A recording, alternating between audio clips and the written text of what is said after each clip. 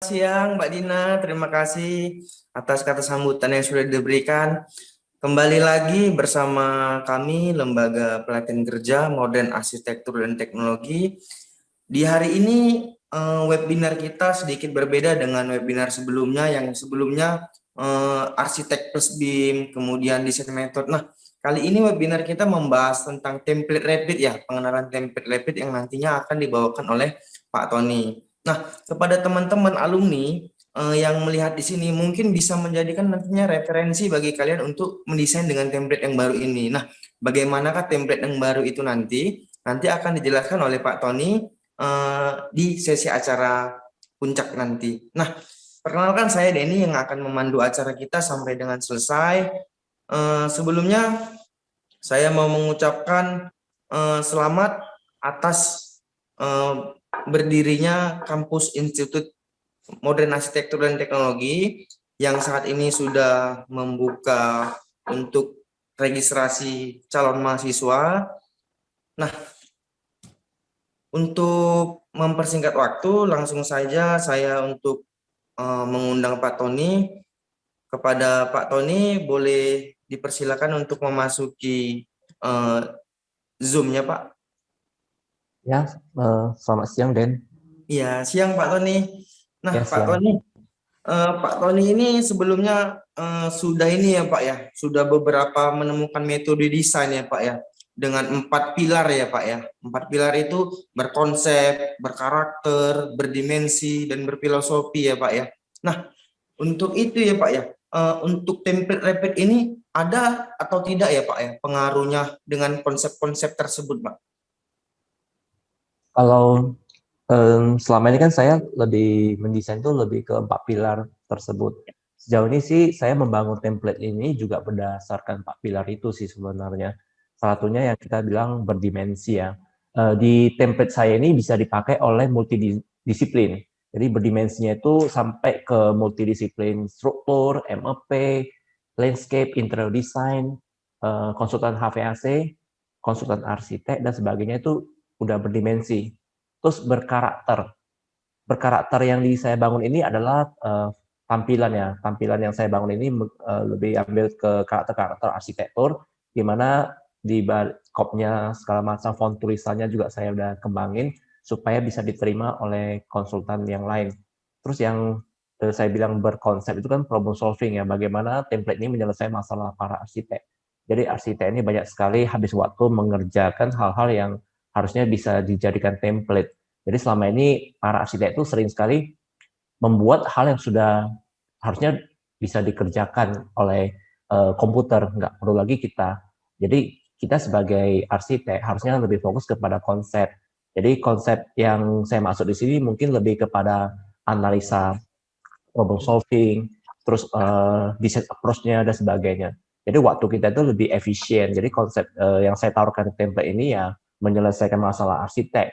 Kita jangan cuma bisa menyelesaikan masalah klien kita ataupun proyek kita, tapi si arsiteknya sendiri lupa kalau dia juga punya masalah gitu. Jadi kalau bisa masalah itu juga dia selesaikan lewat template yang saya bangun ini gitu. Jadi selama ini saya sering sekali mendapatkan curhat dari para arsitek mengatakan dia nggak punya waktu untuk belajar BIM ataupun dia nggak punya waktu untuk keluarga. Jadi sebenarnya salah satu solusinya ya kita pakai template gitu bekerja. Jadi efisiensi waktu itu lebih banyak. Kita bisa menghemat waktu kita hampir 60% sampai 70% yang biasa kita habiskan untuk membuat hal-hal yang diulang-ulang itu gitu.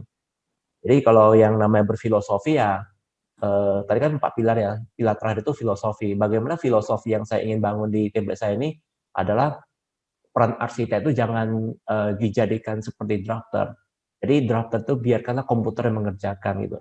Jadi dengan bantuan template saya ini saya udah memotong ya proses drafter yang tadinya panjang, production line-nya begitu banyak, itu dipotong hampir 70%.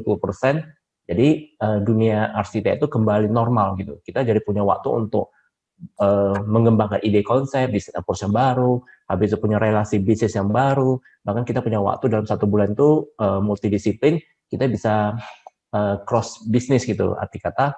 Jadi kita jangan hanya mengerjakan sebagai arsitek, bisa juga kita menggarap kegiatan yang lain seperti mungkin penelitian, riset, jadi dosen, ngajar, mungkin juga menggeluti bisnis yang lain gitu. Jadi filosofi yang saya ingin kembangkan di sini itu arsitek itu harusnya menjadi seorang kreator, pencipta. Jangan nunggu project aja gitu. Kalau bisa menciptakan project. Itu sih. Ya, berarti dengan 4 konsep ini ya Pak Tony ya, bisa sampai memotong 70% ya Pak Tony ya. Nah, dengan setelah memotong 70% itu Pak Tony bisa meluangkan waktunya untuk mengurus mat school, kemudian di LPK mat juga, mat arsitek, kami space dan institut mat juga ya Pak Tony ya. Ya benar. Iya. Nah, tak usah berlama-lama lagi karena juga para peserta sudah nungguin ya untuk pengenalan template rapid versi 53 ini bagaimana. Nah, kepada Pak Tony untuk pengenalan template rapidnya kami persilakan ya Pak. Ya. Oke, saya share screen ya, Dan. Silakan Pak. Oke, selamat siang semua para peserta yang dari kalangan mungkin dari multidisiplin yang hari ini yang hadir. Saya lihat peserta yang dari alumni-alumni juga banyak yang ikut. Memang tujuan saya sebenarnya salah satunya ingin menggabungkan kembali para alumni. Kita udah punya angkatan ke-8 ya, sekarang lagi jalan angkatan ke-8. Kita udah melakukan banyak sekali pelatihan ya untuk melatih seluruh arsitek di seluruh Indonesia. Bagaimana itu bisa memakai template saya itu sehingga production line itu jadi lebih simple, habis itu lebih produktif hidupnya gitu. Jadi jangan hanya di depan komputer tiap hari dari pagi sampai malam, bergadang, nggak tidur-tidur, hanya ngerjakan sesuatu yang direvisi ulang-ulang gitu. Jadi di sini hari ini saya dikasih kesempatan untuk sharing ya pengalaman saya sekaligus memperkenalkan template yang saya kembangin. Template ini kenapa saya bilang versi 5.3 ya? Karena memang ini versi kelima. Titik 3 itu revisi dari versi 5 gitu. Jadi template ini dulu saya udah luncurkan sejak mungkin sekitar 2-3 tahun lalu, mungkin lebih ya, saya nggak ingat tahun berapa mulainya. Tapi asal muasalnya saya dapat ide membangun template ini adalah gara-gara melihat teknologi pembangunan di Tiongkok. Saya kasih lihat videonya ya. Mungkin masih ingat ya sebagian. Ini semua kelihatan peserta ya, layar saya, gimana saya lagi share video. Di video ini asal muasal ide saya gitu. Mungkin bagi yang udah pernah lihat video ini dibuat tahun 2012, itu dunia konstruksi di Tiongkok, mereka membangun proyek itu hanya dalam waktu hitungan hari. Jadi di sini kita disuguhi sebuah revolusi, bukan cuma revolusi industri ya, saya bilang ini udah revolusi metode membangun. Jadi pembangunan itu betul-betul diefisiensi dalam segala hal. Jadi mereka itu membuat modulnya. Jadi berbuat modulnya di pabrik, habis itu pabrik itu kayak nyusun Lego lah intinya. Jadi bangunan itu disusun seperti Lego. Jadi proses membuat ini tentunya perlu riset ya, penelitian. Mereka harus meneliti bagaimana cara masang yang efektif, terus bahan baku apa yang mereka harus sediakan dan sebagainya.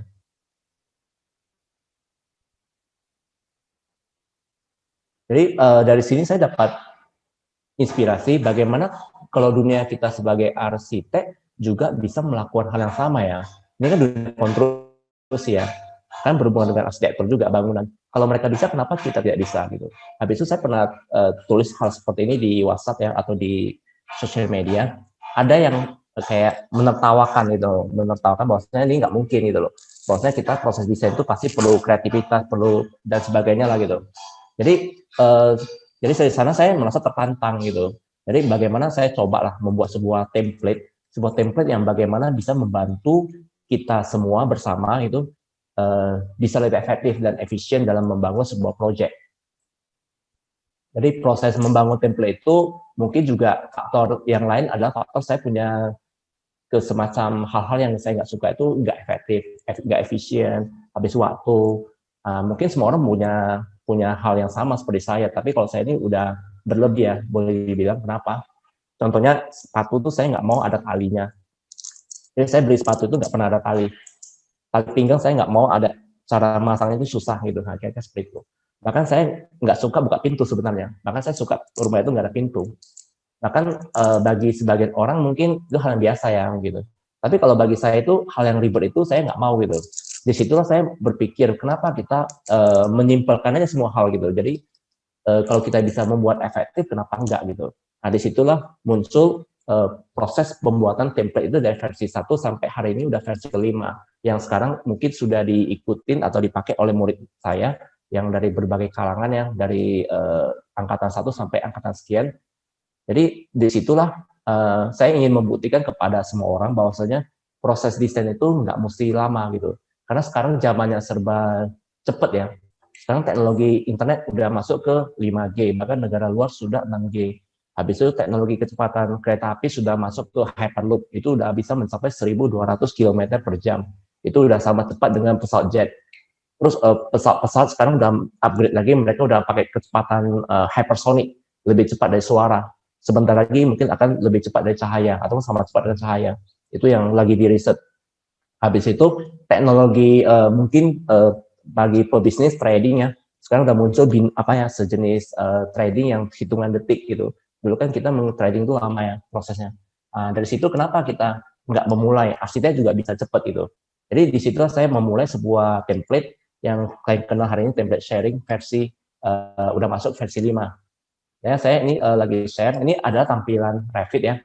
Tampilan Revit, saya pakai Revit ya, mungkin di sini kan banyak kan pakai SketchUp atau yang lain ya.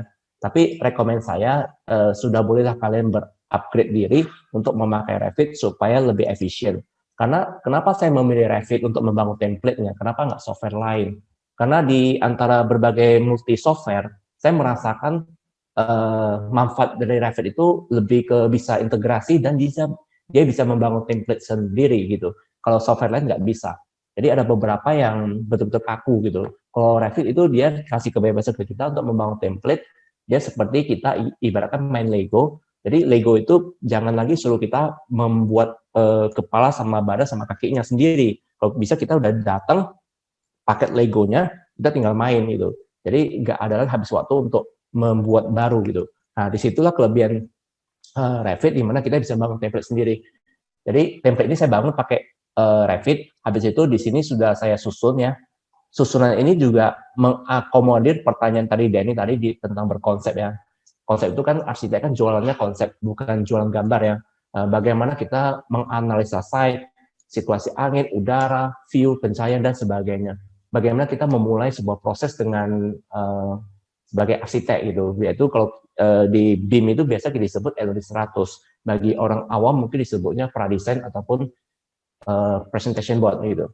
Jadi ambil contoh, ini ada halaman yang saya sudah susun di tablet saya, di mana halaman-halaman ini kalian bisa ganti. Misalnya ini kalian ganti gitu, ini kan kondisi kosong gitu. Kalian bisa ganti foto-fotonya atau view-view yang kalian rasa sesuai dengan konsep yang ingin kalian tawarkan kepada klien. Jadi sebelum memulai, kita bisa nyusun ini dulu sebelum memulai sebuah project gitu, nyusun ini dulu. Dan dengan bantuan template ini, kita nggak perlu lagi memakai Photoshop untuk membuat konsep-konsep yang biasa kalian buat itu. Nah, dia kalian tinggal ketik nama, misalnya project. Saya bilang project hotel. Ya, nama ownernya mungkin Mr. X.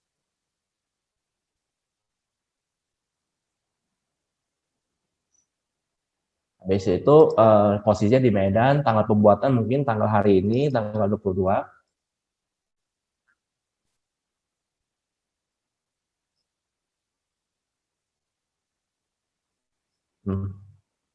Jadi untuk halaman selanjutnya, kita nanti akan saya kasih lihat ya. Saya akan contoh, ini kita jam 14.32 ya, sekitar mungkin setengah jam ya. Saya akan kasih lihat bagaimana saya proses mendesain dari nol sampai gedungnya jadi, itu hanya hitungan menit gitu. Jadi ini lahan yang kalian bisa cari di Google Map ya. Misalnya kalian ada project lah ya, kalian bisa ukur gitu. Ini ada lahan jaraknya, misalnya jaraknya ini kan kalian bisa ukur jumlah luasannya berapa pakai Google Earth gitu. Jadi ini ada 1.700 meter gitu. Lebar lahan belakang itu sekitar 30 meteran itu.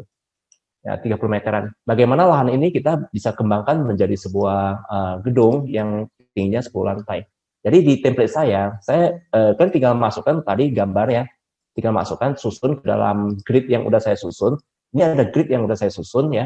Ini grid ini juga saya riset sendiri bagaimana kita membuat grid itu bisa waktu ngeprint itu warna gridnya itu nggak terlampau menonjol, sehingga waktu di print itu dia nggak terlampau membuat gambar kita penuh dengan garis atau tulisan. Nah, jadi lahan yang tadi yang kita draft, kita bisa buat lantainya, habis itu buat jalan, buat apa, ini bagi yang udah pakai Revit mungkin udah tahu cara buatnya ya. Habis itu kita bisa memulai sebuah bangunan. Misalnya saya buat model in place ya. Di sini kelebihan BIM, ini ada masa yang kita bisa kembangin. Biasanya kalau pengguna SketchUp kan suka menggunakan bentuk-bentuk dasar dulu, habis itu diwarna-warnai gitu dengan Photoshop dan sebagainya. Kalau di sini kita nggak perlu lagi, kita cukup sangat mudah ya membuat masa apapun juga dengan cepat gitu. Nah, ini kan tinggal klik ya, tinggal bentuk masanya. Habis itu masanya kita tinggal duplikat. Jadi kalau acara hari ini saya lebih ke setengah webinar, setengah workshop ya. Jadi nggak bosen itu, selama kita udah sering dengar webinar, mungkin sekali-sekali kita kasih lihat langsung bagaimana prosesnya gitu. Jadi kita bisa copy, ini udah klik masanya, kita tinggal copy aja ke samping. Jadi kita bisa berimprovisasi beberapa masa, mungkin digabung masa 1 sama masa 2. Nah, seperti ini contohnya ya. Jadi grid-grid yang udah saya susun, kalian bisa hapus ya. Misalnya kalian ngerasa nih gridnya nggak perlu gitu banyak, karena grid ini kan berhubungan dengan struktur ya, bagaimana dengan posisi bangunan, tiang, kolom, dan sebagainya. Jadi kita bisa select all in project dan hapus. Nah, grid ini kalian susun berdasarkan kebutuhan saja gitu. Misalnya jaraknya maunya berapa gitu dari bangunan dengan bangunan. Ataupun kolom-kolomnya itu dipaskan dengan grid juga boleh gitu, bangunannya dipaskan dengan grid. Biasa orang yang mendesain dengan grid itu tujuan utamanya itu menghemat space, menghemat biaya pembangunan, karena jarak grid yang benar itu biasa menghemat bahan gitu. Biasa tujuan utama orang seperti itu.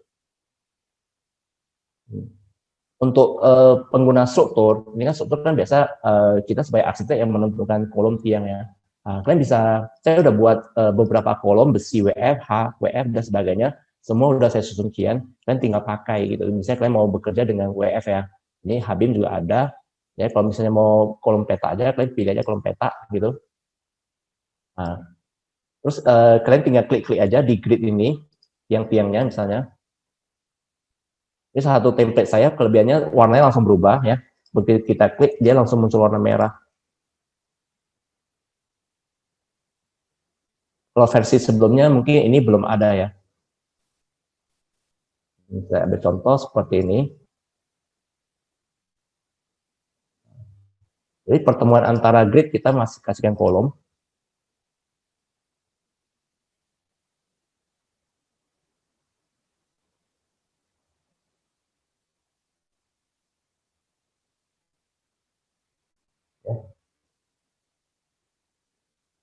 Ini kira-kira masa bangunannya. Ketinggian masa itu tinggal ditarik aja, template saya bisa dipakai untuk bangunan 10 lantai.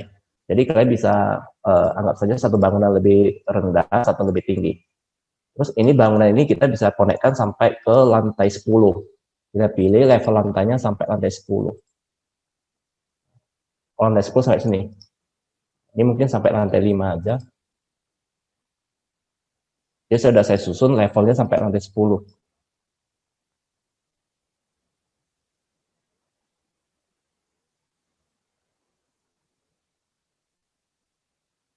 Oke. Ini kira-kira 2 masa bangunan. Terus level lantai, kalian tinggal klik ini, kalian aktifkan semua lantainya sampai lantai 10. Demikian juga bangunan yang kedua.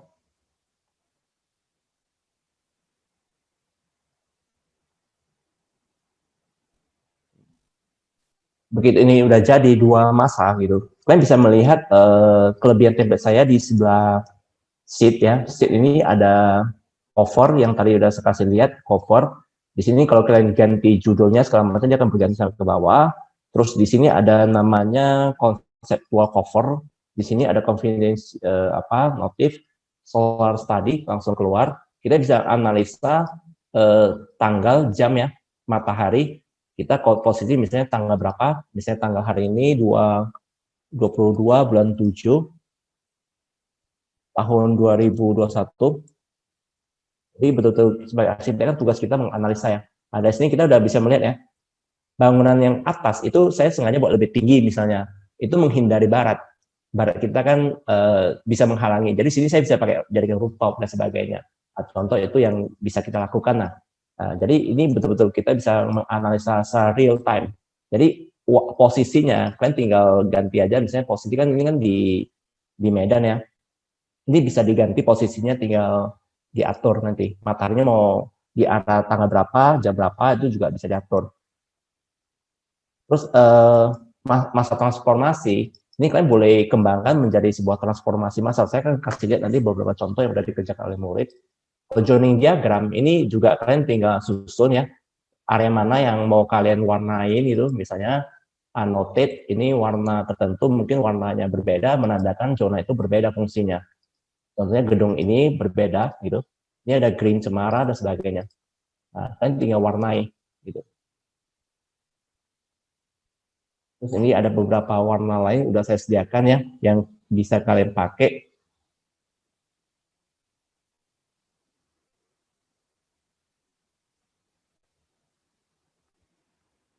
Ya seperti itu.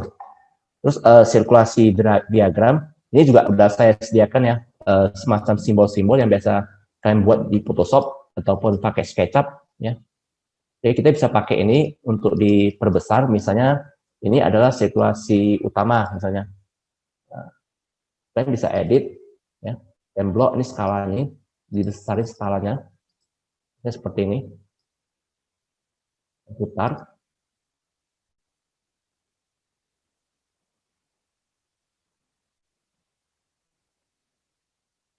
Misalnya seperti ini. Dan seterusnya ini ada sirkulasi utama, sirkulasi servis dan sebagainya. Ini sebagai legendanya di sebelah kiri. Terus yang air water support ini semacam kalau misalnya sumber air mesti dari mana asalnya sebagainya. Kalau estetik ini lebih kepada view ya, analisa angin lebih dari mana arah datangnya. Sama caranya kalian tinggal scale aja gitu. Nah, finish. Jadi kita nggak perlu Photoshop lagi untuk membuat hal seperti ini. View utama, dan copy aja. Mungkin view utama dari belakang lebih banyak view karena si belakangnya ada sungai gitu.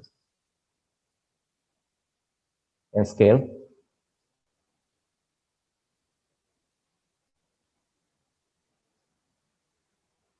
Seperti itu kalian bisa putar.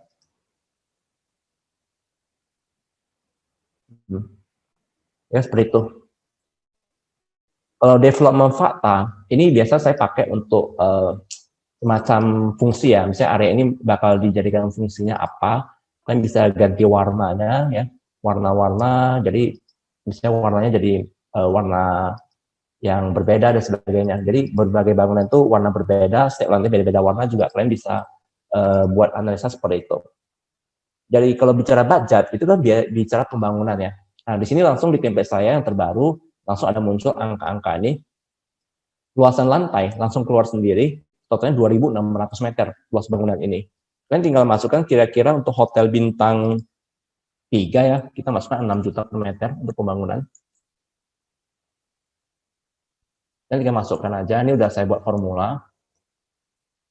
Ini biasa saya pakai untuk owner yang ragu dengan anggaran gitu. Biasa mereka nyari arsitek dulu, barusan mereka akan laporkan kepada para investor yang lain. Jadi mereka udah dapat laporan, habis itu mereka percaya diri nggak gitu untuk membangun. Karena kan berhubungan dengan biaya pembangunan dan berhubungan dengan total anggaran gitu. Jadi mereka itu biasanya akan sedikit hati-hati gitu.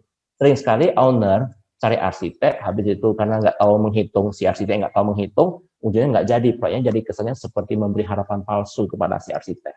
Itu karena memang mereka ragu gitu.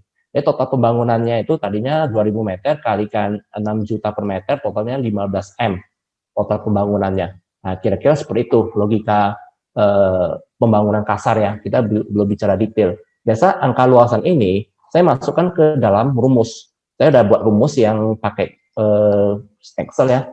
Misalnya luasannya itu totalnya berapa, misalnya 2.600, 2.624 ya luasannya.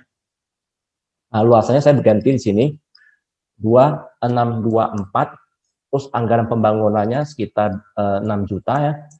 Nah, totalnya udah keluar, bahkan fee design kita sebagai arsitek udah keluar juga itu, dan sebagainya. Terus kira-kira balik modalnya kapan? Ini langsung keluar semua. Nah, tinggal dimasukkan harga tanah. Nah, tadi kan 2000 sekian ya, 2242 ya. Ya segitu harga tanahnya mungkin 10 juta per meter misalnya, 20 juta.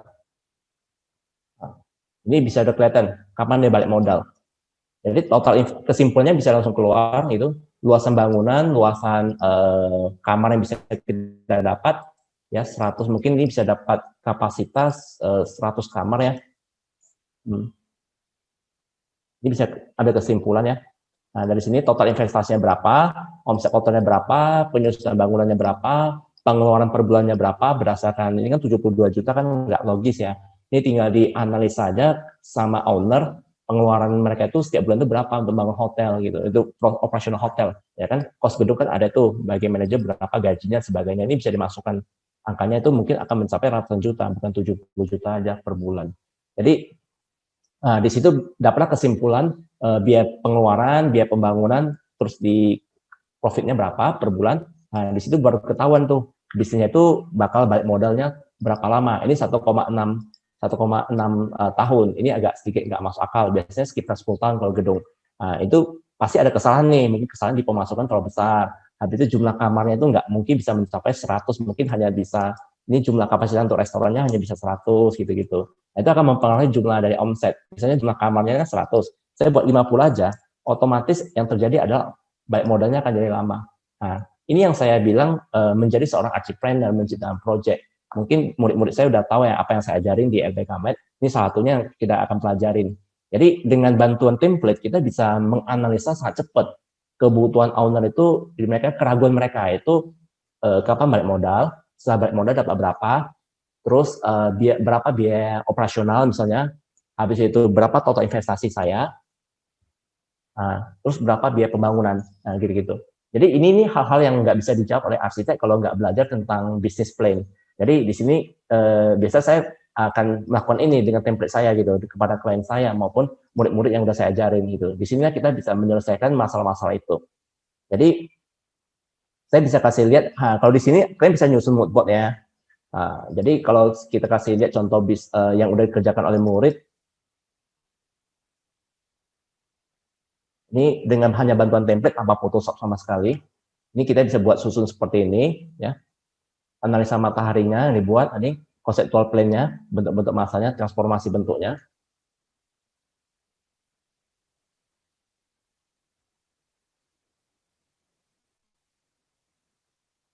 Jadi ini fakta bangunannya, lantai berapa, fungsinya apa, luas bangunannya berapa, ini semua bisa di breakdown keluar kepada owner.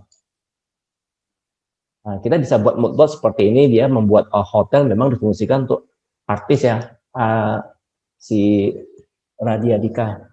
Jadi di sini dia membuat mood board dengan bantuan template saya, susun gambar, dia membuat hotel dengan tema komedian ya, seperti itu. Ini saya kasih contoh proyek saya sendiri. Ini semacam gedung untuk wedding ya. Ini moodboardnya, saya buat feelingnya seperti orang menikah ya. Jadi ini membuat orang itu lebih merasa dimuliakan proyeknya gitu. Jadi logo dia ditaruh di bawah, itu juga satu hasil analisa saya dengan melihat berbagai moodboard ya, dari berbagai arsitek ataupun para landscaper, saya lihat, ataupun para branding, orang-orang branding paling jago tuh buat moodboard. Jadi mereka itu punya ciri-ciri yang sama, pola yang sama. Jadi salah satu kelebihan saya itu mungkin saya suka membaca pola, habis itu pola-pola itu saya buat kesimpulan, saya jadikan template. Itu yang saya biasa lakukan. Gitu. Jadi di sini kita bisa buat analisa sirkulasi mobil yang hijau sama kuning, bagaimana flow mobil untuk parkir segala macam dengan gedung yang sangat sempit dan terbatas, bagaimana jumlah kapasitas mobil itu bisa muat gitu dalam satu gedung itu. Ini juga bisa dilakukan dengan template saya aja gitu, tanpa harus menggunakan Photoshop. Ini sketsa-sketsa bisa dimasukkan ya, moodboard-moodboardnya dan sebagainya. Itu bagaimana kita dengan template bisa nyusun LOD 100. Kalau di bahasa BIM saya biasanya sebutnya LOD 100. Ini salah satu kelebihan yang mungkin bagi yang udah pakai template saya versi 1, 2, 3, 4, ini belum ada, udah saya kembangkan di sini, kalian bisa pakai untuk itu. Jadi selanjutnya adalah template ini bisa untuk mendesain. Jadi tadi kan kita hanya membuat konsep ya.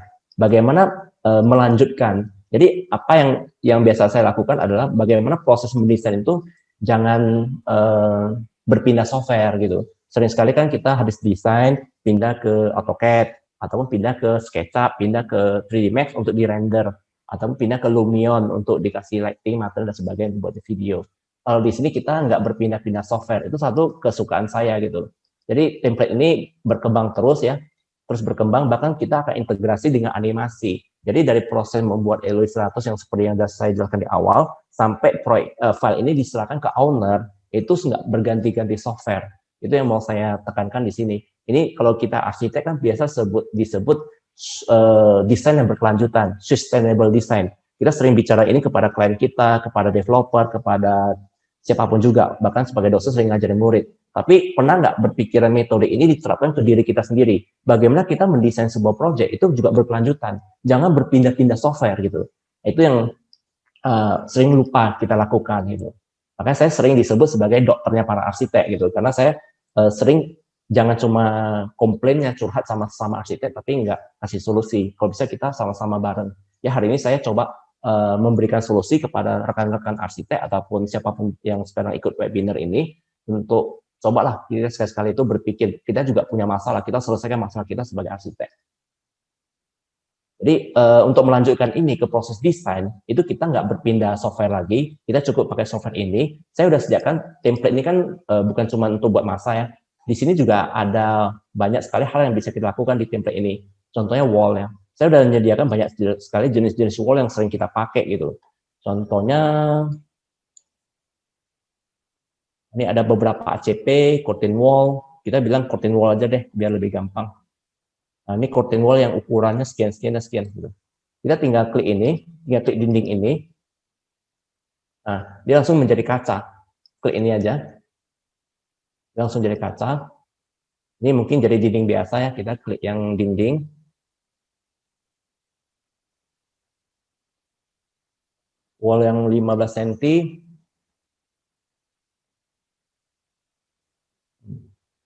Jadi misalnya suatu hari kan owner kan kadang suka, kayaknya budget saya nggak masuk, tolong turunin volumenya. Nah begitu turunin, ya dindingnya jadi ketinggalan nih kacanya gitu. Kita tinggal klik kacanya aja, kita tinggal update. Nah, jadi kita nggak capek-capek merevisi gitu. Kita tinggal klik update-nya aja.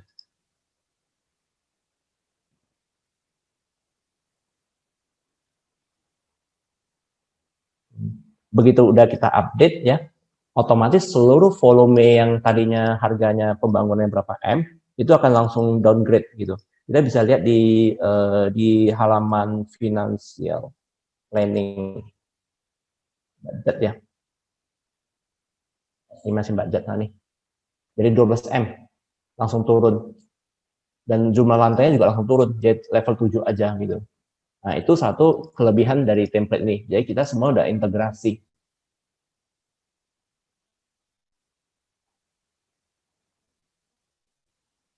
Oke. Terus kalau misalnya bagaimana material finishing-nya itu selain kaca apa aja yang tersedia? Nah, kita udah menyediakan banyak sekali ya material-material finishing yang kalian bisa pakai ya. Contohnya salah satunya itu mungkin curtain wall yang unik-unik ya gitu. Misalnya wall-wall yang unik yang udah saya kembangin sistemnya gitu. Dari masanya kita bisa menjadikan bentuk yang lebih parametrik sebenarnya bukan cuma peta, karena kebetulan kan ini hanya sekedar contoh ya. Saya biasanya desain nggak mungkin desain peta gini kan. Jadi tapi ini bagaimana kita menggunakan template ini menjadikan production line-nya lebih cepat gitu, tanpa harus mikirin detail-detail yang seharusnya udah bisa dijadikan template, termasuk curtain wall ini gitu loh. Ini kan standar curtain wall udah ada gitu. Bahkan kalau kita buat potongan segala macam juga dia akan keluar. Demikian juga lantai ya. Ini lantai-lantai ini kita tinggal klik aja semua untuk membuat jadi lantai betulan itu. Jadi kita ambil contoh ya, lantai ini saya klik ini masa gitu. Di bagian masa inside ini ada floor ya, floor, ini floor. Oke, klik ini pilihan floornya kan banyak nih. Ada floor yang ini dan sebagainya. Misalnya kita anggap saya contoh biasa aja ya. bridge yang ukuran yang 12 cm. Ini saya udah buat semua. Ini semua materi-materi yang sering kita pakai juga udah saya masukkan ya. Kan saya juga seorang arsitek, jadi saya paling ngerti tuh arsitek butuh-butuh materi-materi yang lebih milenial gitu kan, seperti terrazzo, mungkin motif marmer atau apa udah saya buat. Saya tinggal pakai. Jadi tinggal klik-klik aja lantainya.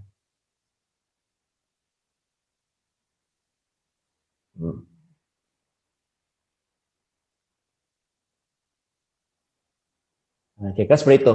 Jadi proses tadi kan dari konsep ya, sekarang menuju ke penggambaran proses desain gitu. Jadi gambar itu langsung berlanjut, nggak berpindah-pindah software gitu. Itu yang saya ingin tekankan gitu.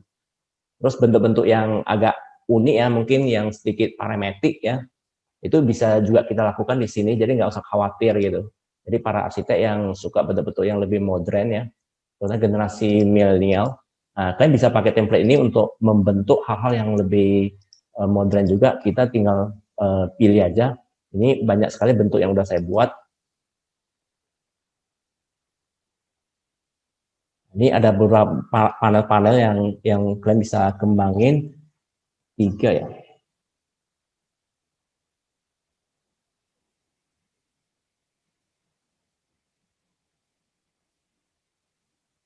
Nah ini ya, saya tinggal klik, nah bisa kelihatan ya.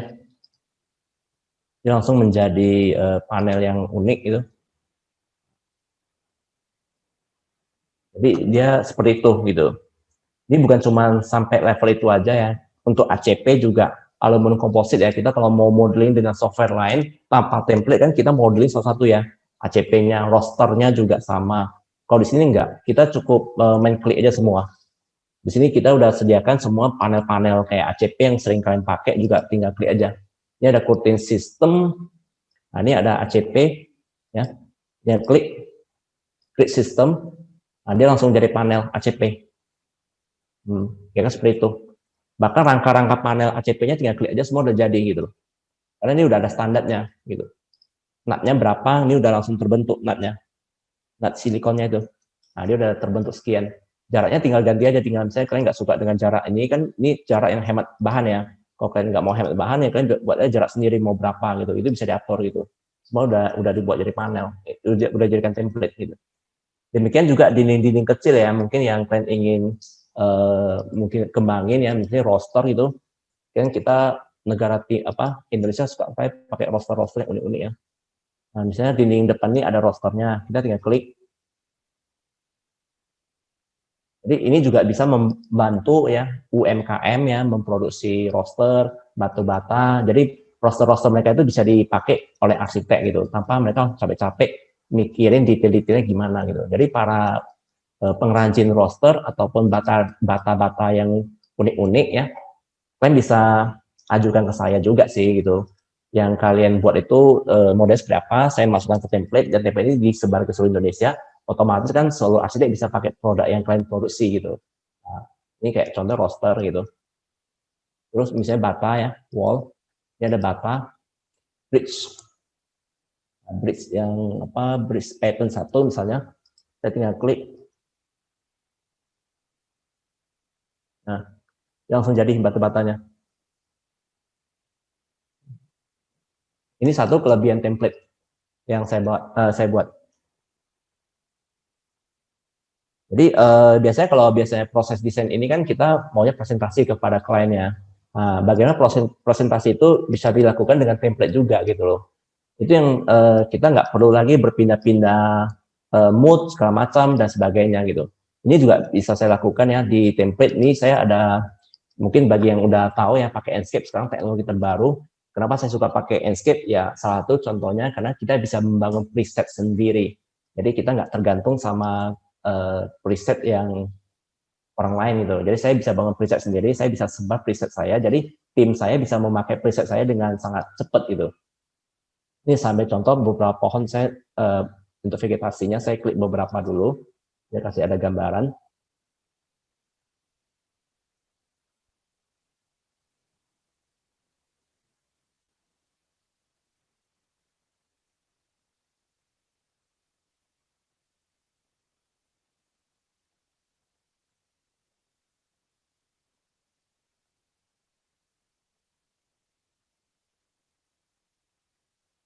Yang membuat saya suka Enscape ya salah satunya mungkin karena filenya ringan banget. Kita mau mengklik pohon berapa ratus biji pun itu sama sekali nggak terlalu mempengaruhi kinerja dari komputer kita. Jadi kita bisa betul-betul bebas lah mau buat landscape seperti apa. Ini saya sembarangan taruh aja dulu kasih contoh beberapa pohon.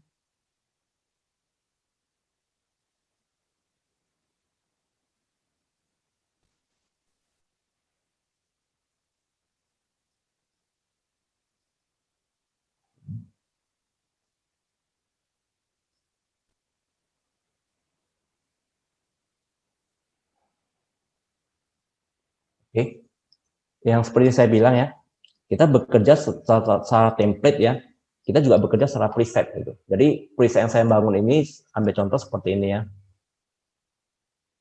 Saya buka dulu settingannya.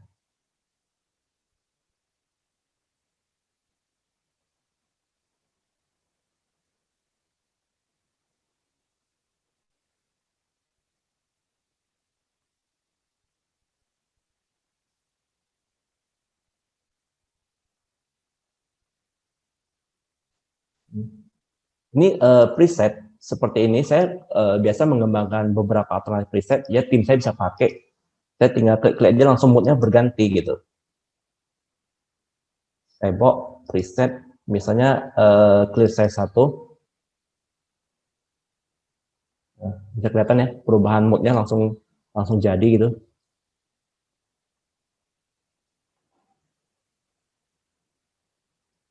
Ini saya head dulu masanya.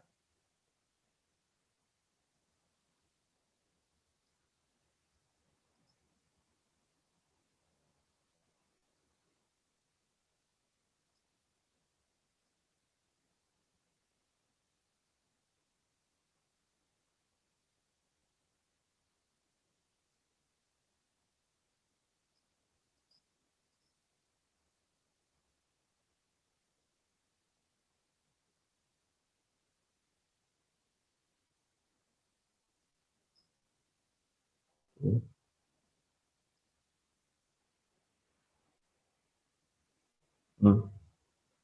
Dia sangat cepat ya real time tanpa harus capek-capek mengasih material, tekstur segala macam dia langsung real time. Perubahannya juga langsung berubah gitu. Dan saya mengganti mood yang berbeda. Ini kan moodnya satu, mood 2 dan seterusnya. Kita tinggal klik-klik aja semua.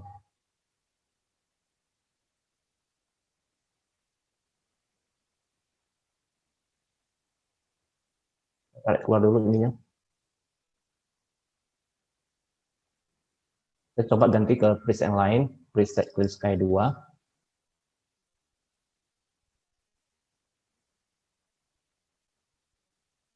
Pilih 1.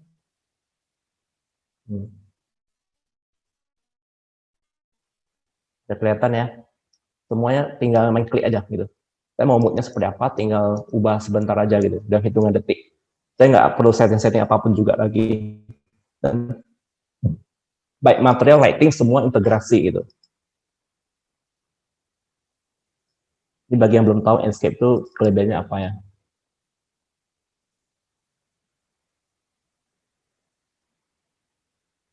Saya coba putar sinarnya.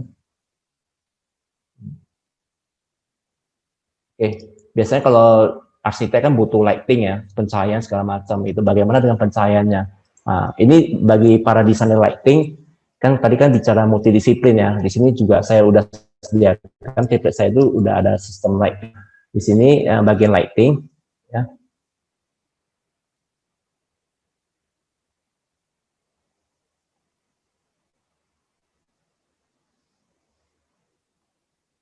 Saya akan kasih lihat bagaimana lighting itu dibuat dengan sangat gampang.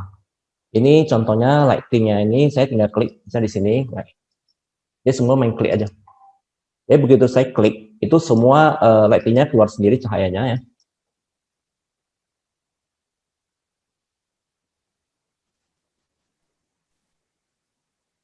Coba saya buat sampai ke lantai bawah ya, biar kelihatan. Ke lantai muka, lantai 1 ya.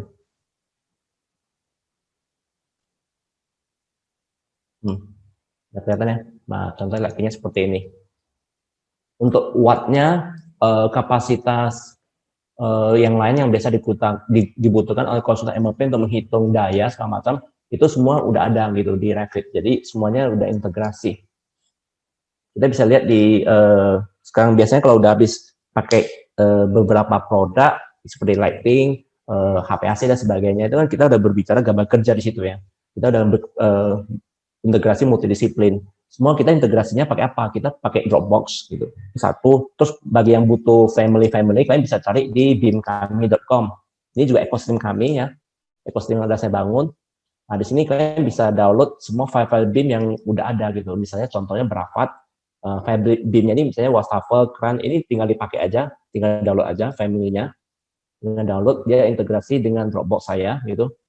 Ini ya tinggal dimasukkan aja ke family gitu loh. Ambil contoh lantai 1 ya. Mungkin saya masukkan closet ya, yang dari Bravad ini.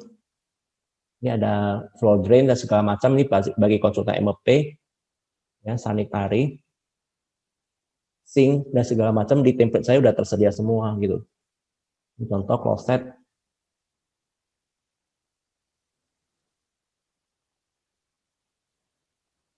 Bagi kalau ini kan barang-barang yang sering saya pakai aja. Bagi yang jarang pakai ya, mungkin barang-barang yang jarang dipakai itu kalian boleh download dari bimkami.com tadi itu. Nah, di situ kalian bisa lihat lah gitu barang-barang apa aja yang kalian butuhkan gitu. Kalau udah diklik kan dia keluar masuk sendiri dia. Barangnya langsung keluar nih. Ini barangnya bukan 3D aja, ini barang-barangnya betul-betul dijual, ada dijual, barangnya asli gitu. Jadi sekarang saya lagi lobby banyak sekali vendor-vendor yang ingin bekerja sama untuk mengembangkan family BIM. Jadi tinggal dipakai aja semua barang-barangnya gitu. Bagi konsol MLP tinggal tarik aja pipa dari bawah, langsung pipanya keluar dengan ukuran yang sesuai dengan produk ini gitu loh. Jadi nggak perlu 2 kali gitu loh. Misalnya lantai ini kan tadi kan kelihatan yang lantainya rumput ya. Nah, bagaimana kita ganti materialnya jadi material yang lebih sesuai dengan lantai 1 misalnya. Misalnya saya ambil klik lantainya aja, saya tinggal ganti.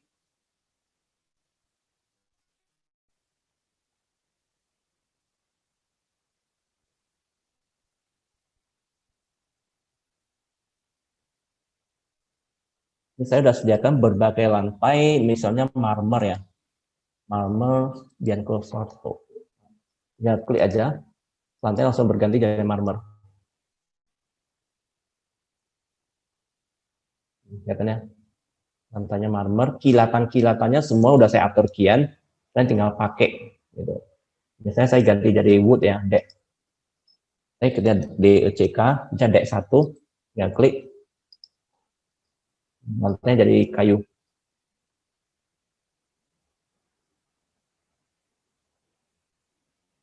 Bahkan bahasa-bahasanya saya udah buat itu di template-nya, jadi kalian tinggal melihat efeknya tuh kelihatan bagus gitu.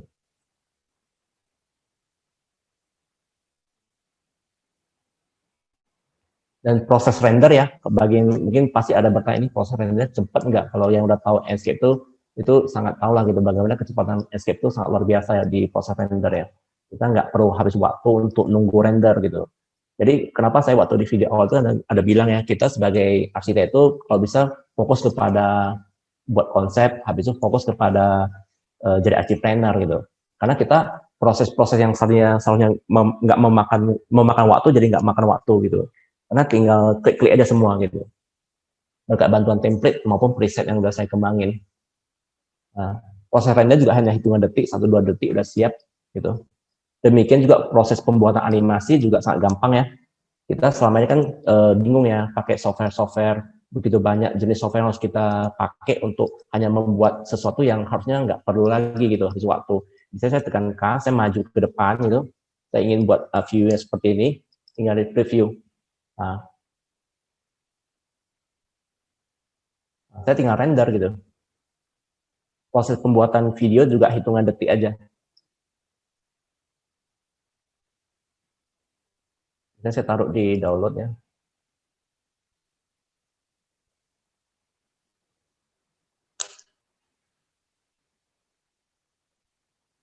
Ini saya lagi render videonya. Biar saya kasih lihat bagaimana teori saya mengenai memotong proses itu hampir 70% benar nggak? Kalian bisa lihat sendiri gitu.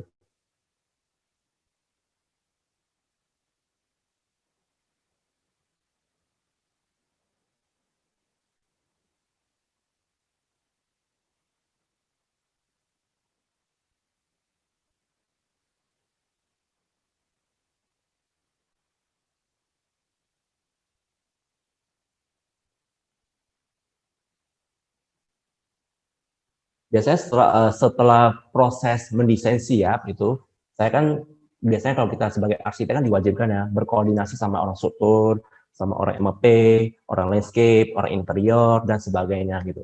Nah, di sini kita tinggal cari aja konsultan yang biasa bekerja sama kita, cuman mereka wajib pakai BIM juga gitu loh, supaya kita koordinasinya lebih seru gitu. Jangan cuman kita aja nge-BIM, habis itu mereka minta tolong convert ke AutoCAD gitu. Itu sangat kadang-kadang, waduh, kita udah pakai pakai apa MRT ya, naik MRT kita disuruh pakai kembali ke zaman-zaman yang lama gitu. Jadi yang tadinya cepat bisa jadi lambat lagi kembali gara-gara mereka itu nggak mau pakai gitu. Jadi biasanya saya untuk mencegah hal-hal itu terjadi, makanya itu gunanya saya membangun sekolah gitu RPKMed untuk melatih orang makin banyak pakai BIM. Nah, setelah kita kolaborasi sama multidisiplin itu, yang terjadi adalah gambar kita itu akan sangat detail. Saya kasih lihat contoh multidisiplin yang biasa udah bekerja sama kita ya.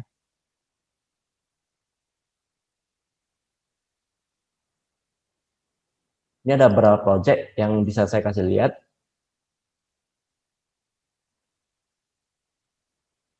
Ini proyek Jogja ya, di Jogja.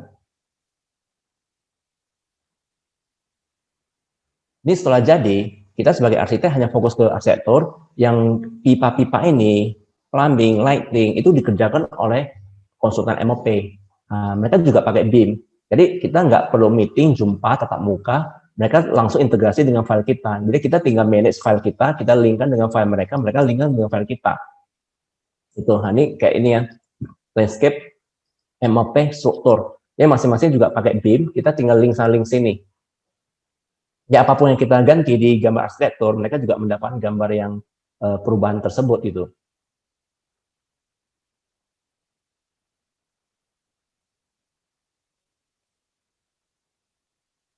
Ini contoh proyek yang lain. Ini tadi kan gedung kos-kosan ya. Nah ini kalau ini sih fungsinya sebagai rumah tinggal.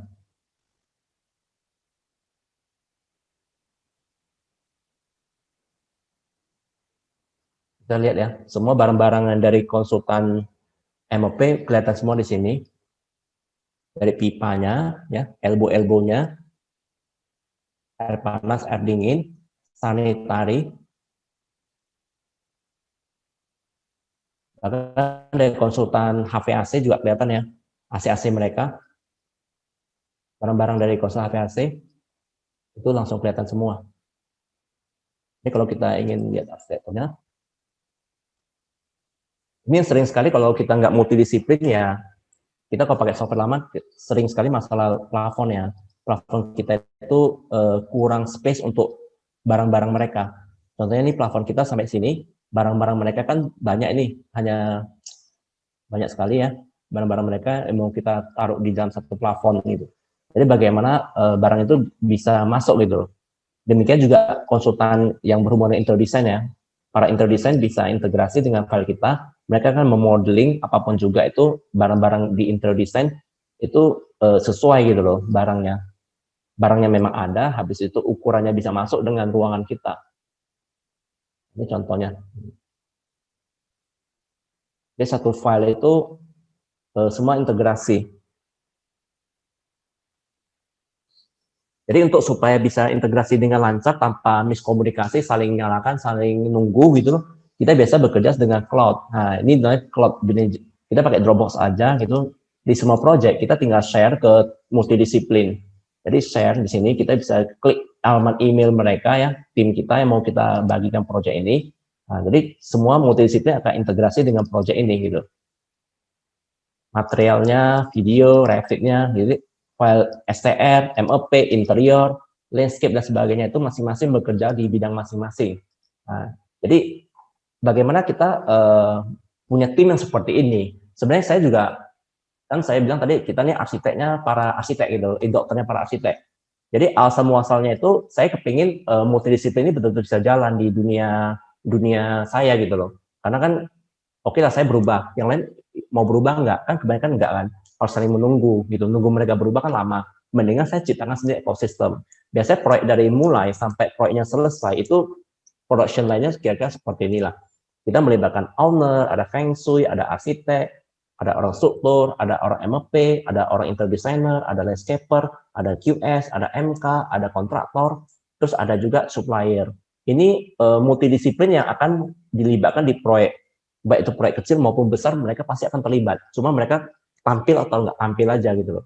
Kalau proyek besar pasti tampil, karena mereka itu karena skopnya cukup besar. Tapi kalau proyek kecil biasa mereka terhidden di belakang. Contohnya owner hanya perlu tahu dua.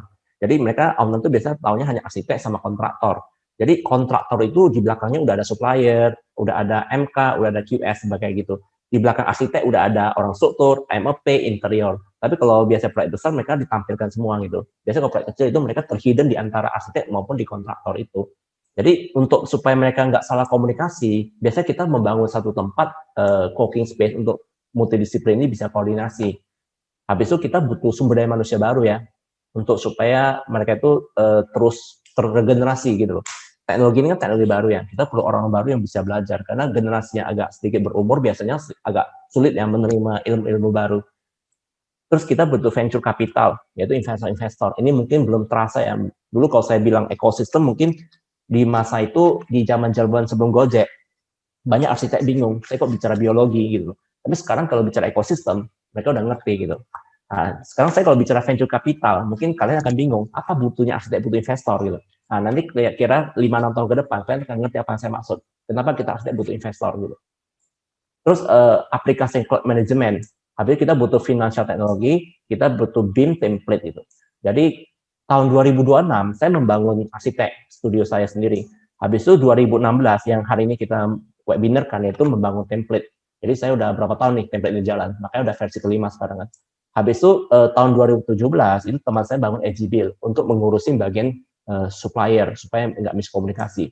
Terus 2018 kita udah bekerja secara cloud, jadi BIM cloud gitu.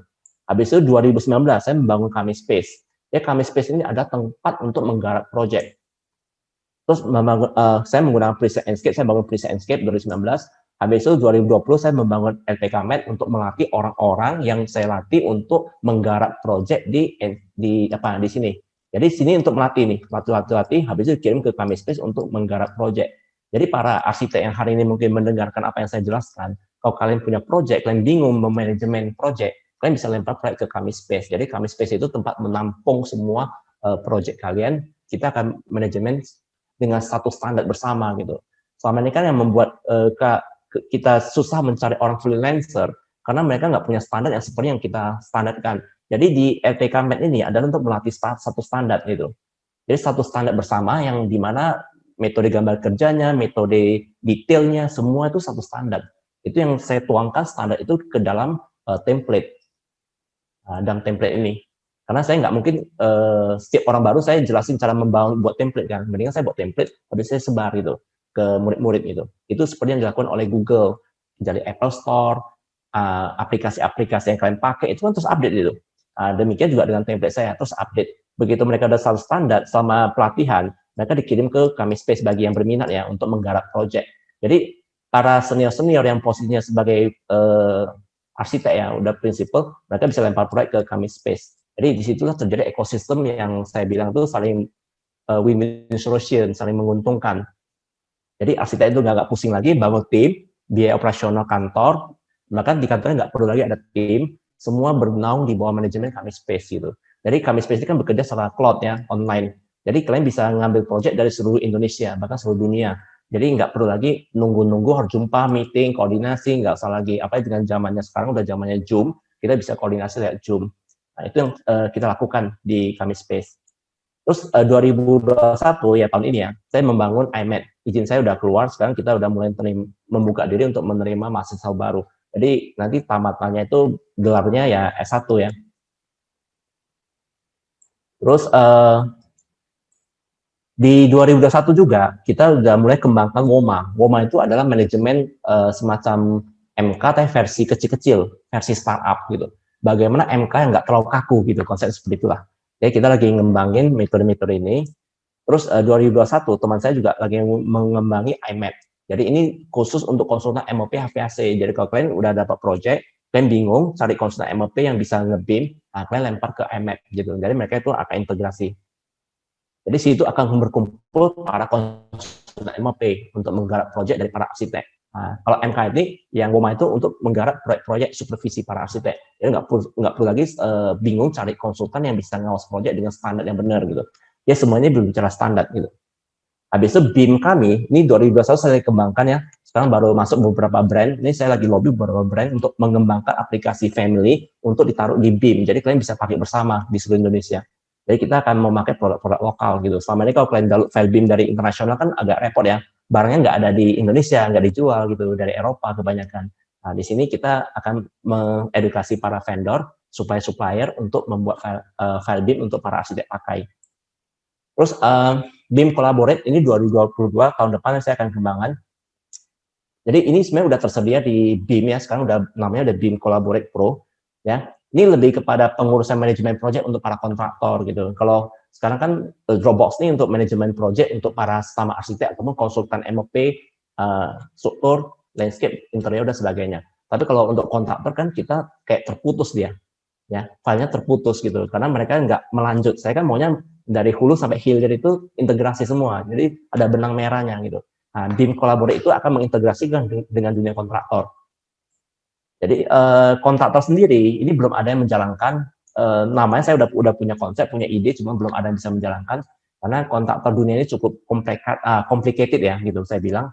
Jadi saya semoga nanti generasi sekarang atau generasi akan datang akan muncul kontraktor yang berpikiran ekonomi sharing, kontraktor yang berpikiran terbuka dengan konsep generasi 4.0 gitu. Bagaimana mereka itu bisa menerima perubahan ini? Karena kontraktor itu sampai sekarang belum ada saya lihat yang betul-betul inovatif ya, yang out of the box cara berpikirnya gitu. Jadi masih konvensional semua.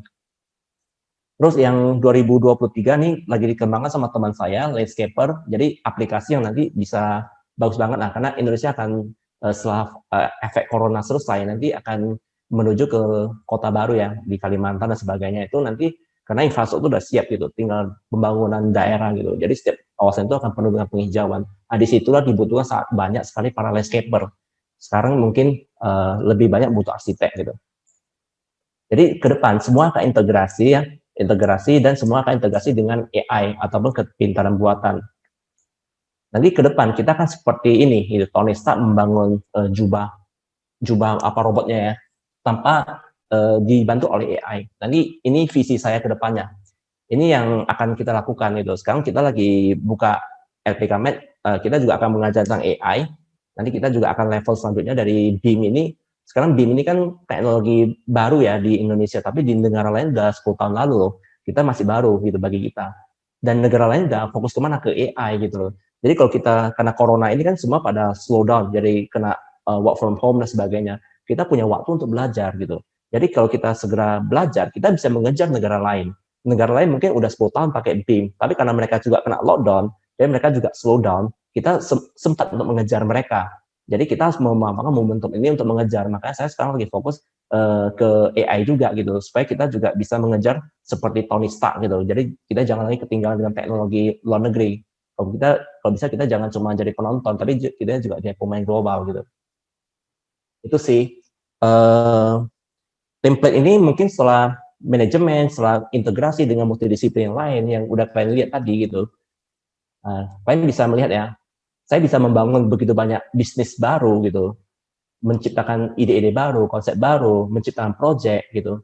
Bagaimana kok bisa ya, waktu saya apa cukup gitu. Nah itulah yang tadi dijelaskan oleh Denny di awal itu mengenai kalau kita punya menghemat waktu kita 70% ya, 70% waktu kita ngapain itu? Ya kita gunakan untuk membangun bisnis baru, konsep baru, untuk memperbaiki apa yang kita rasanya udah ketinggalan zaman, sudah waktunya di-upgrade gitu. Supaya kita bisa mengejar ketinggalan dengan negara-negara maju. Itu satu fungsinya gitu. Begitu biasanya kalau ini udah masuk ke 3D segala macam, kita udah masuk ke gambar kerja kan. Nah, bagaimana buat menyusun gambar kerja dengan cepat di template kan itu biasa lama sekali makan waktu gitu. Nah, ini yang mungkin akan saya sharing dikit juga nih, mungkin yang bisa saya kasih lihat ya. Saya kasih lihat di bagian view, saya tutup dulu bagian-bagian yang nggak perlu supaya nggak terlampau banyak view ya.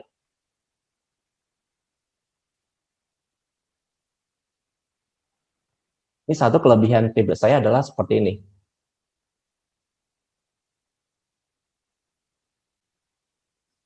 Di halaman selanjutnya, ini udah saya susun kian gitu. Dan tinggal pakai gitu. Ini halaman A, ini untuk para arsitek make ya.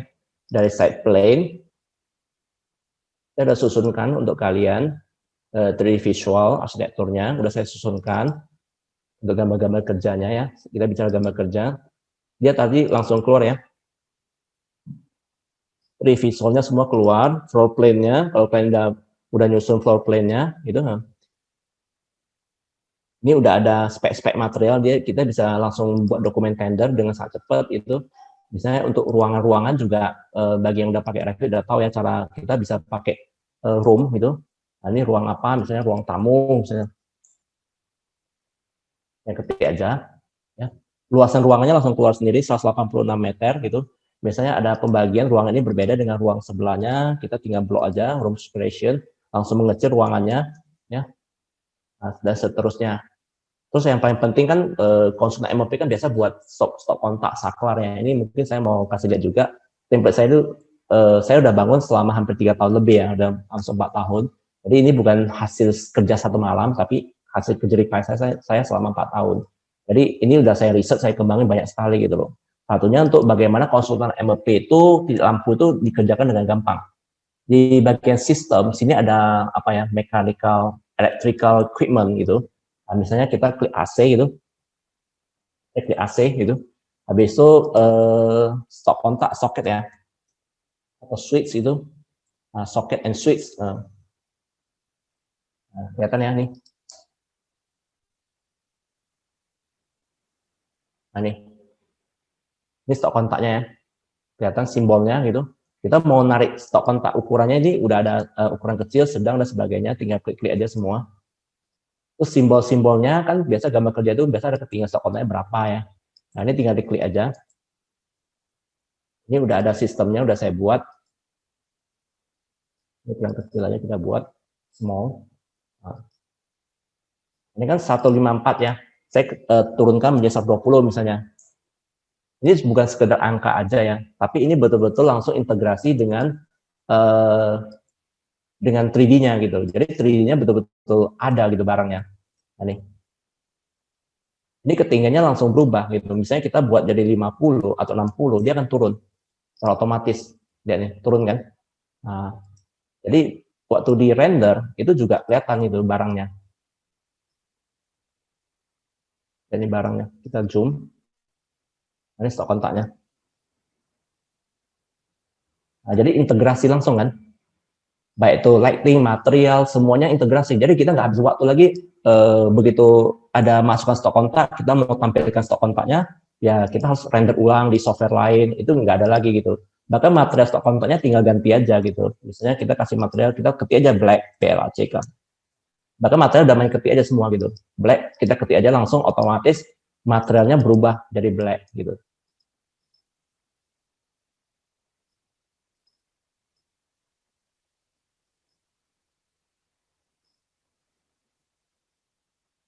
Tadi saya cek dulu, tadi saya ketik, oh dia lupa di enter BLACK. Ini harus di OK kan, apply OK. Nah, kelihatan ya, material langsung berubah jadi black. Kayak itu. Ini yang saya bilang bagaimana kita memotong proses gitu. Jadi bukan semua stok kontak aja ya. Ini ada lagi yang lain seperti switch. Switch itu kan double. Ya, dia langsung berubah. Kita klik aja langsung berubah. Di sini juga gambarnya bentuknya juga langsung berubah jadi switch double. Ketinggian juga langsung berubah tadi yang udah kelihatan di Dena tadi kan floor plan ini ketinggian menjadi 60. Oke.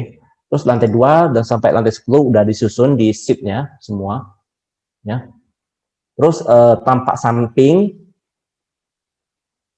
udah tersusun, tampak timur, barat dan sebagainya, potongan-potongan itu juga udah tersusun kian itu. Jadi kalau kita ingin mendetailkan area-area tertentu, mungkin area ini mau kita detailkan untuk detail dari curtain wall-nya dan sebagainya. Kalian bisa tinggal call off gitu, klik di sini, kalian klik, kalian double klik aja, udah muncul detailnya. Tinggal ditarik ukuran. Ya, seperti ini ukurannya.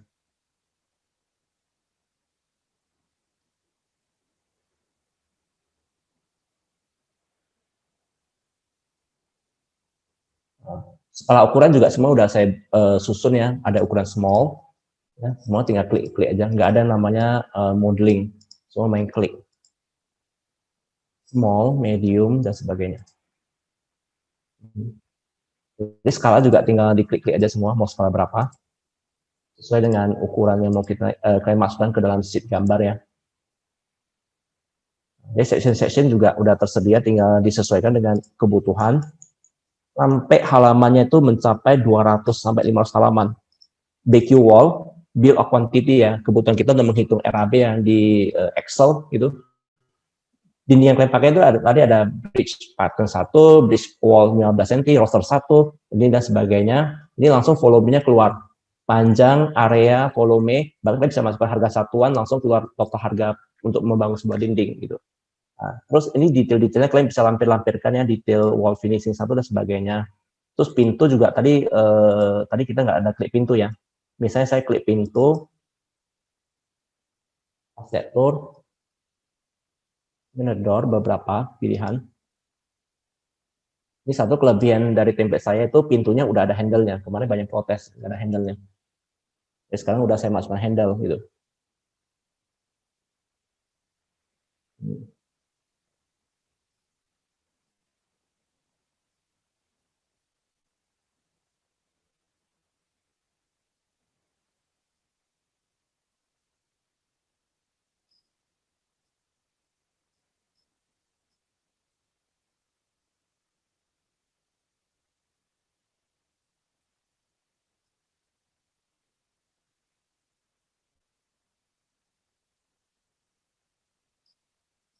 Ini handle-nya udah saya masukkan ya.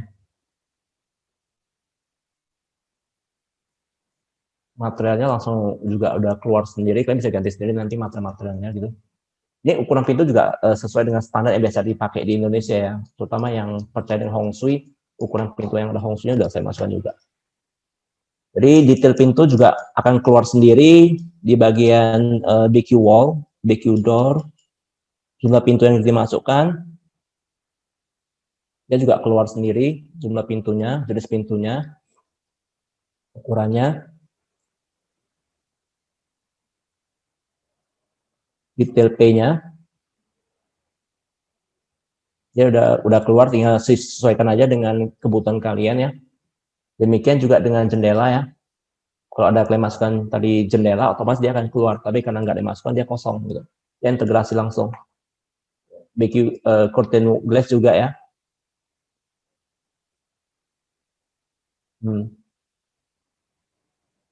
Ini mullion ya. Kalau mullion itu apa ya? Kaca itu kan ada frame-nya itu, aluminium. Nah, dia juga udah keluar panjangnya. Udah keluar semua. Sampai BQ curtain wall yang tapak kaca tadi, terus detail pintu, jendela sampai ke bawah. Kalau ada masukan plafon, ceiling, itu juga akan keluar sendiri. Di bagian B, ini untuk para konsumen MOP. Jadi MOP itu bisa pakai bagian ini untuk mulai menggambar MOP-nya, daktinya segala macam. Mereka bisa susun di sini. Yang C, dengan B. Yang C lebih kepada interior designer. Terus yang D itu lebih kepada konsultan struktur. Yang E itu kepada konsultan landscape gitu.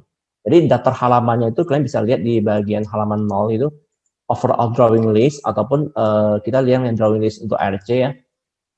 Jumlah halaman ini juga semua otomatis ya, dia nggak usah nyusun capek-capek. Kalau software lain kan kita nyusun salah satu, nanti kalau ada revisi nyusun balik gitu. Ini nggak, dia otomatis akan keluar sendiri. Setiap ada nambah sheet baru, dia otomatis akan keluar sendiri. Data halaman, nama sheetnya semua akan integrasi semua. Kalau yang hapus satu halaman aja, itu juga akan terhapus semua gitu otomatis. Ini ambil contoh ya, 217 halaman ya, 217 halaman. Biasanya saya hapus yang gambar-gambar superimpos ini. Kenapa saya nyusun semua dulu? Karena saya nyusunnya 4 tahun gitu. Kalian hapusnya paling 4 detik, nggak sampai 4 detik juga bisa hapus ini semua gitu. Nah, saya ambil contoh ya, hapus yang bagian belakang, yang bagian A, gambar superimpos, ini saya hapus. Klik kanan, jalan, ya nih, terhapus kan? Nah, menghapus itu hanya hitungan detik gitu. Nyusunnya perlu 4 tahun. Jadi itu sangat membantu kalian sih untuk mempercepat proses menyusun DED ya, untuk segera jadikan dokumen tender, ditenderkan ke kontraktor. Dan next level setelah ini yang kita lakukan adalah integrasi file ini dengan kontraktor. Jadi kontraktor itu kita nggak perlu lagi ngeprint gambar kerja ke mereka. Itu yang saya butuhkan, kontraktor yang berpikiran out of the box, bagaimana bisa menerima teknologi 4.0 ini. Jadi mereka itu nggak perlu lagi sebentar-sebentar minta diprintkan ke AutoCAD atau Convert AutoCAD, bahkan diprint ke PDF ataupun jadikan print out gitu. Nah, mereka nggak perlu lagi, mereka hanya perlu pakai kacamata AR, VR, mereka udah bisa lihat gambar kita. Habis itu pakai handphone udah bisa melihat gambar kita secara real time gitu. Ada perubahan apapun juga di sini, otomatis kontraktor akan menerima perubahan itu. Nah, di situ sih yang mau saya sampaikan, bagaimana saya udah jelaskin ya, sekitar hampir 2 jam ya, bagaimana production line itu dari LOD 100 yang dari konsep-konsep kasar itu sampai ke tangan kontraktor, sampai endingnya itu ini akan diserahkan kepada owner.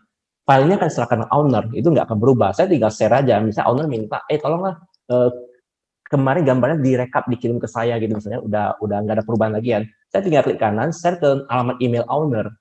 Selama ini kan kita nyimpan di komputer kita seringkali terbakar, rusak lah, kena virus, terhapus lah datanya. Apa yang terjadi? Kita bingung nyari file yang lama gitu kan. Sering kita WhatsApp owner, sorry ya, kita cari lagi ya, lagi nyari filenya masih ada nggak tertinggal gitu. Sekarang nggak ada lagi, karena kita udah nyimpan semua di cloud. Dia tinggal taruh alamat email owner, file ini akan terus berlanjut sampai ke tangan owner. Karena yang memberi tugas kan owner. Dari gambar tanah halaman kosong sampai jadi, dari kertas kosong sampai jadi bangunan sangat detail, sampai superimpos, sampai as-built drawing, itu udah diserahkan kepada owner kembali, karena mereka yang bayar kita. Nah, itu yang mau saya sampaikan, saya rasa itu aja yang materi hari ini yang mau saya jelaskan ya, tentang kelebihan BIM template versi 3 saya, 5.3. Oke, saya serahkan kembali ke moderator, ke Pak Denny. Ya, terima kasih Pak Tony. Untuk share screen-nya bisa dimatikan sebelumnya. Ya. Nah, terima kasih Pak Tony atas pengenalan template Rapid versi 5.3. Nah, di mana di era revolusi industri 4.0 ini, nah, segala sesuatu itu harus lebih praktis dan efisien ya Pak ya. Dan untuk metode desain sekarang ini memang harus BIM ya Pak ya, supaya bisa lebih ke multidisiplin gitu, tidak ada pengulangan, tidak ada miss dalam proyek. Mungkin kalau miss masih ada ya Pak ya, tapi memperkecil ya Pak ya. Ya, miss biasanya kan proyek itu kan banyak ya terjadi perubahan di lapangan, penyesuaian. Biasanya miss itu pasti ada gitu. Tapi kita udah meminimalisir sekecil mungkin karena kita udah melakukan namanya superimpose. Gambar itu udah kita gabung antara arsitek, struktur, MEP, kita gabung dalam bentuk 3 dimensi kan. Jadi kita udah mau deteksi kemungkinan apa yang akan terjadi di lapangan, kita udah prediksi dengan sangat hati-hati gitu. Jadi biasanya sangat sedikit. Iya. Sebenarnya untuk template Rapid ini sangat direkomendasikan ya untuk para arsitek ya Pak ya. Nah, di sini saya ada pertanyaan Pak dari para peserta yang mungkin saya bacakan satu-satu dan Bapak langsung bisa jawab satu persatu ya Pak ya. Oke, siap. Nah, ini ada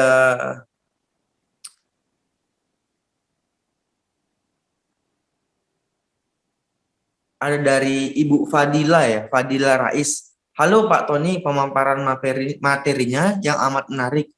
Izin bertanya sekali Pak, konsultan arsitek enggan menggunakan BIM Rapid karena sudah memiliki standar drawing.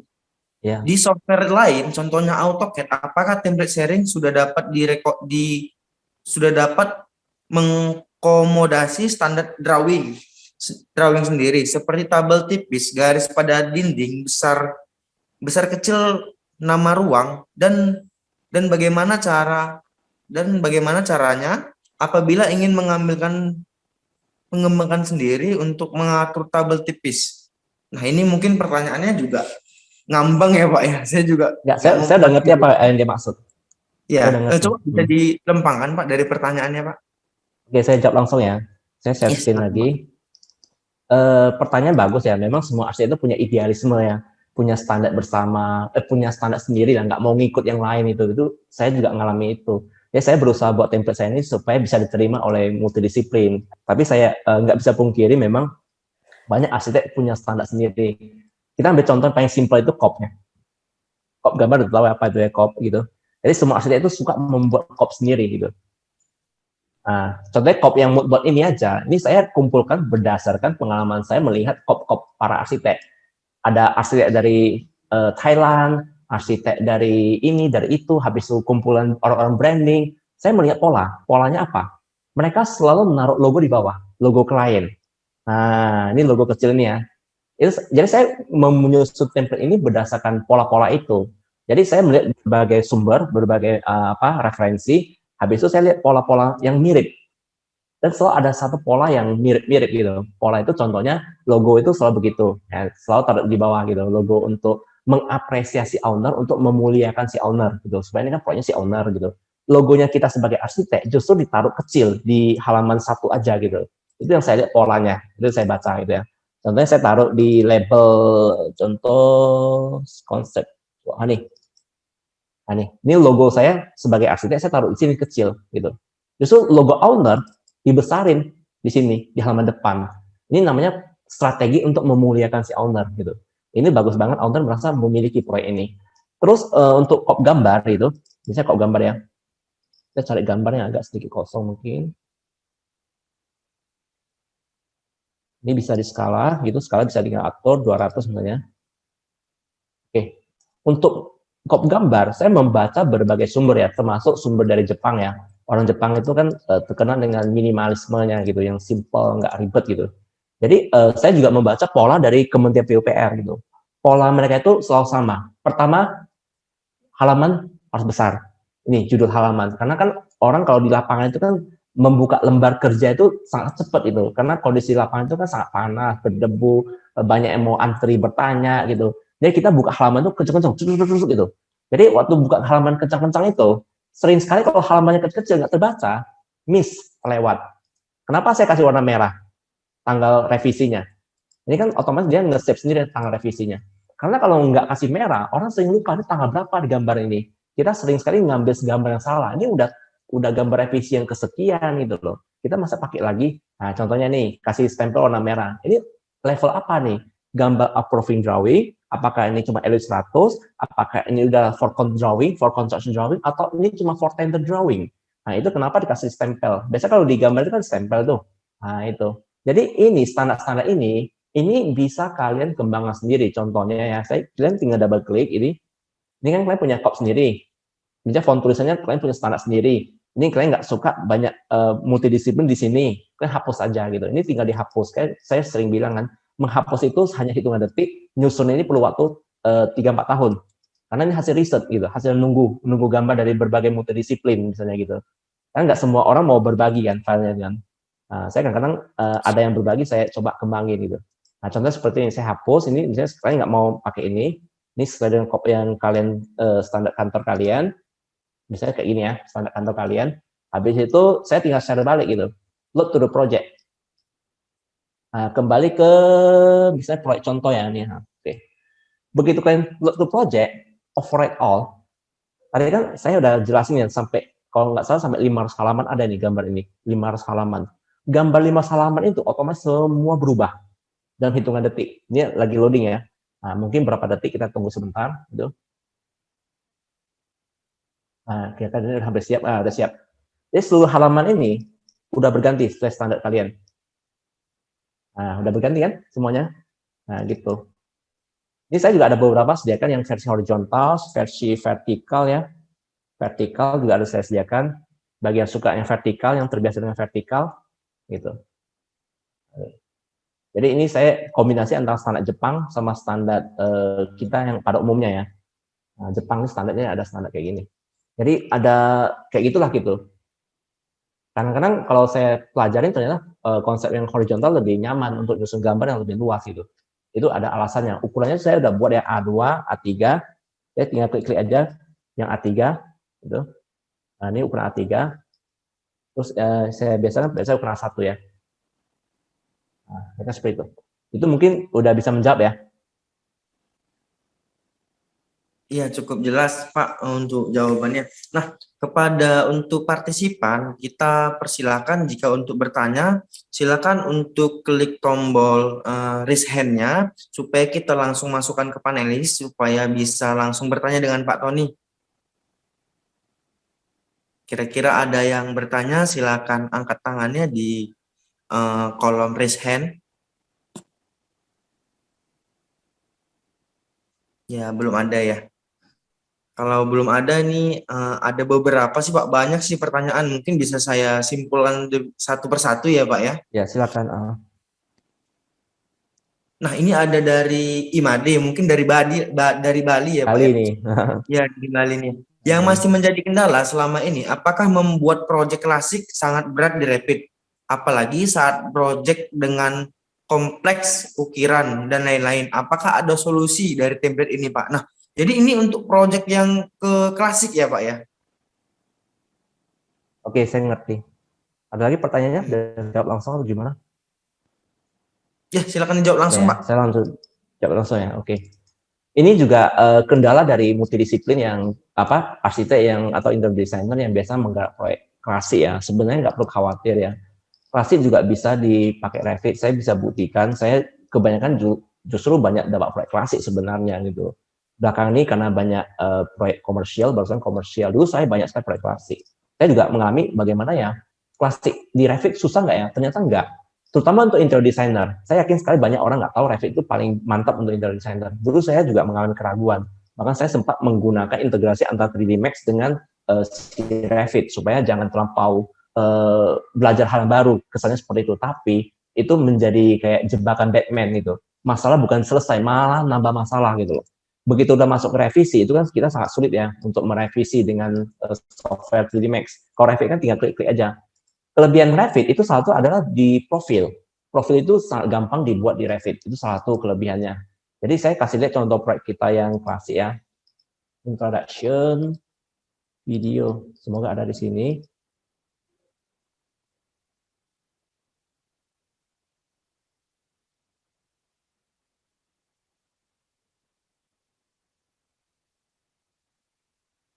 Ini salah satu contoh proyek kita yang klasik. Bisa dilihat ya, profil-profilnya, nat-natnya ini.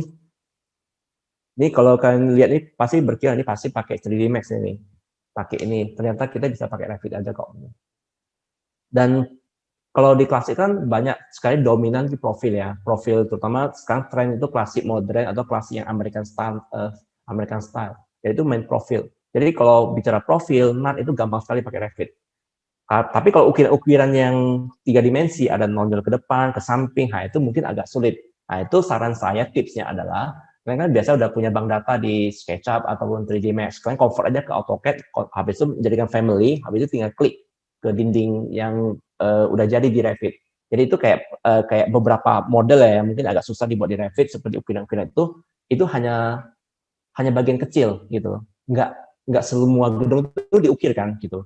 Pasti otomatis itu kekurangan Revit itu hanya 0, sekian persen dari kelebihannya mencapai 90% lebih gitu. Jadi kelebihan Revit itu 90%, kekurangannya mungkin ada 10%.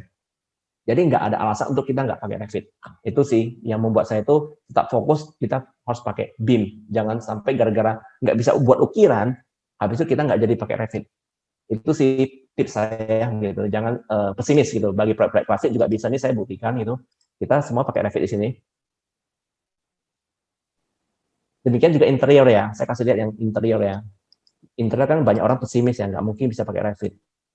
Proyek Dharma ya. Saya lagi nyari filenya.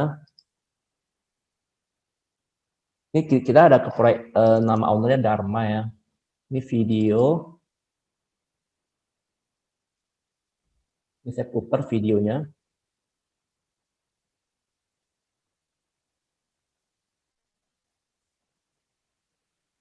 Ini full interior pakai Revit. Bukan cuma interior sih, seluruhnya lah. Termasuk struktur, MLP, lighting, semuanya pakai Revit.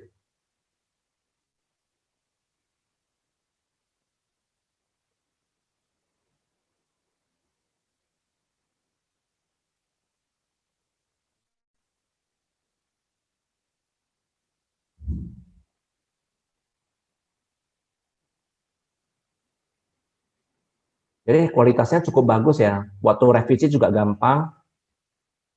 Waktu di awal-awal aja rasanya kayak susah melupakan mantan kalau saya bilang. Saya waktu ngajar sering bilang itu.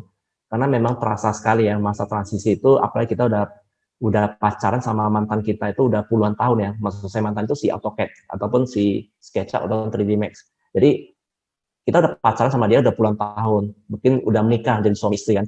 Bagaimana kita bisa melupakannya gitu. Jadi ya proses belajar itu harus tarik panjang.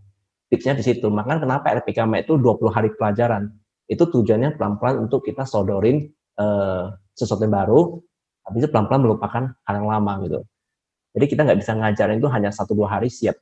Sebenarnya Revit itu kan udah main template ya, kalian bisa lihat sendiri ya. Saya hanya hitungan jam, saya bisa bangun satu gedung. Tinggal klik-klik aja kok. Tapi kebanyakan nggak berhasil. Dia tetap kembali ke mantan. Itu metode yang saya dulu pengalaman ya. Ngajarin orang hanya 2-3 jam juga bisa sih sebenarnya. Karena kita udah main di template. Tapi selalu dia kembali ke mantan nantinya. Begitu dia udah ketemu, nggak punya solusi ya, nggak ada yang mentoring dia akan kembali. Tapi kalau udah kita pelan-pelan sodori ilmu BIM selama 20 hari, pelan-pelan dia pasti akan bisa menerima. Ini contoh yang interior.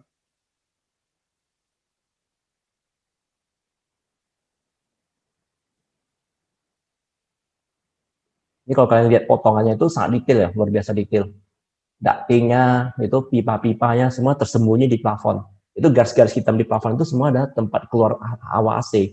Dia AC-nya itu nggak ada split lagi tempel ke dinding. Jadi semuanya udah main ke sentral. Jadi kalau kita nggak pakai Revit itu ya nggak bisa dibayangkan waktu di lapangan pengerjaannya. Tiba-tiba plafon kita nggak bisa muat, AC-nya nggak bisa ditaruh, suruh turunin, suruh geser sana, geser sini, berantem di lapangan antara konsultan plafon, konsultan interior, arsitek, sama kontraktor. Pasti berantem di lapangan.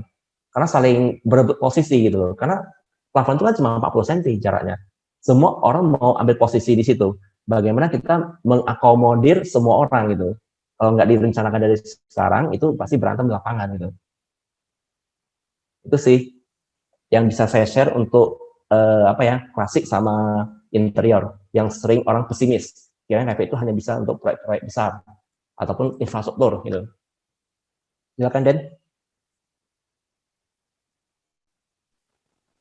Iya, berarti memang harus multidisiplin ya Pak ya, biar nggak berantem lagi di lapangan ya Pak ya. Ya, kita mau satu disiplin juga nggak bisa Den. Iya bener Pak. Kan Tuhan menciptakan ilmu kita itu terbatas supaya kita bisa kolaborasi bagi-bagi rezeki ke orang kan. Kalau semua satu orang bisa ngerjakan semua ya berarti dia itu AI itu. Ya, untuk rekan-rekan partisipan jika ingin mengobrol langsung dengan Pak Tony atau ingin bertanya langsung dengan Pak Tony, silakan angkat tangannya di raise hand, di kolom raise hand. Kita masih punya waktu beberapa menit lagi untuk tanya jawab.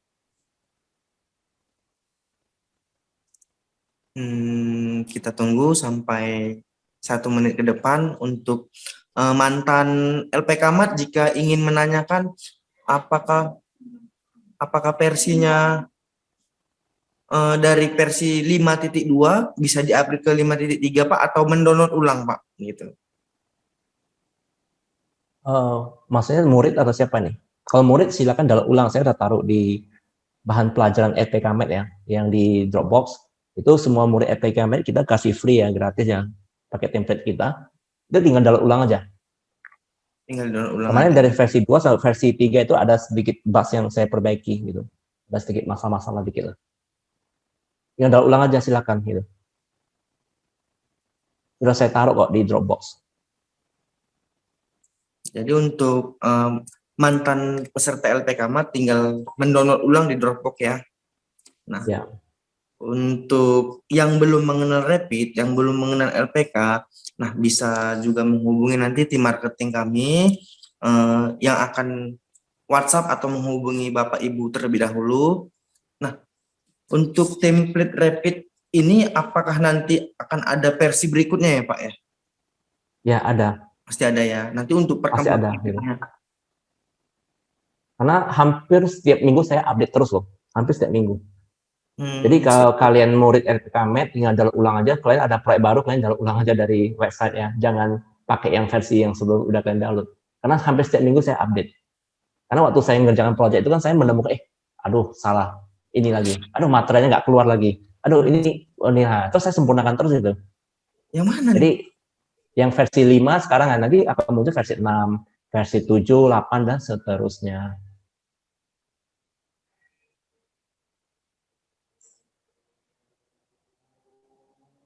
Ya, silakan Den. Iya. Untuk operator, tolong yang resen dimasukkan ke panelis biar bertanya langsung seperti Kevin Wong, Syahid Muhammad, dan Khairul Anwar. Ini silakan dinaikkan ke panelis, bisa bertanya langsung dengan Pak Tony secara satu persatu.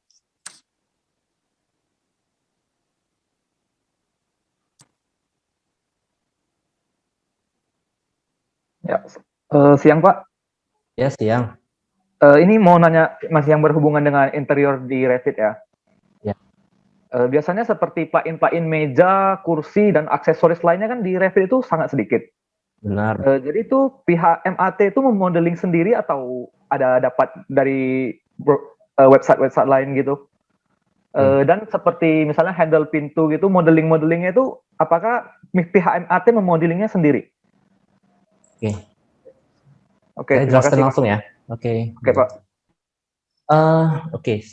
Saya sering sekali mengatakan bahwasanya ini saya punya hal yang saya nggak suka sesuatu yang ribet, itu satu. Saya maunya semua efisien. Jadi saking efisiennya itu saya nggak pernah meeting sama tim. Ya tim itu udah autopilot. Jadi saya itu bukan, kalau perbandingan antara MRT sama angkot, apa bedanya? Kalau MRT tidak menunggu penumpang. Ada penumpang, nggak ada penumpang, dia tetap jalan. Jadi penumpang yang ketinggalan, silakan tunggu MRT selanjutnya, gerbong selanjutnya. Ya. Kalau di angkutan kota ya, dia selalu nunggu penumpang.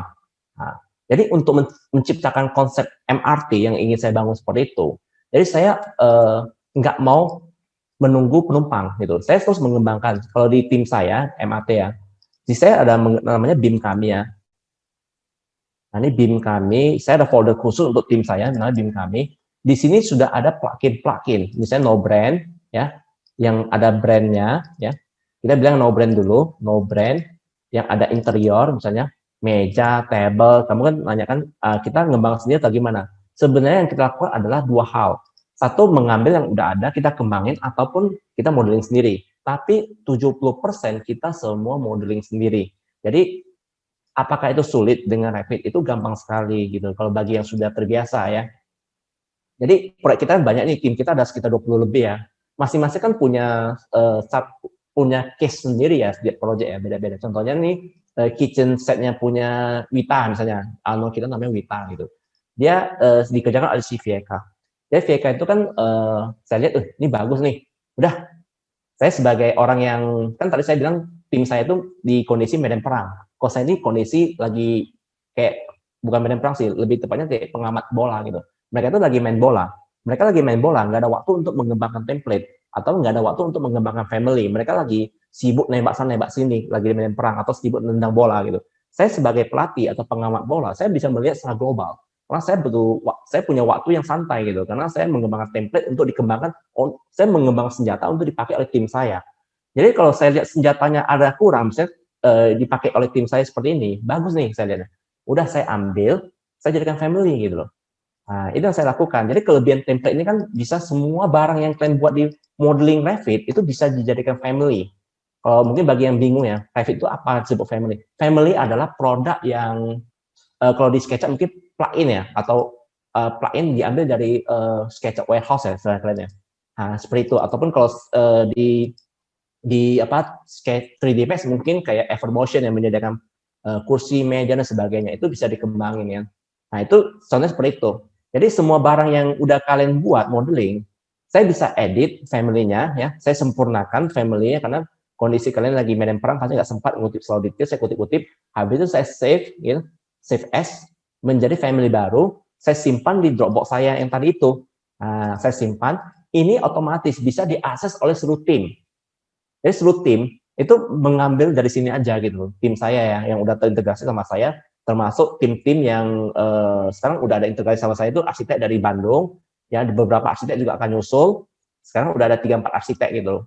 Jadi berbagai arsitek yang ingin gabung ke ekosistem kami, silakan pakai family-nya. Ini family yang boleh kalian pakai bersama, karena saya udah relakan untuk dipakai bersama.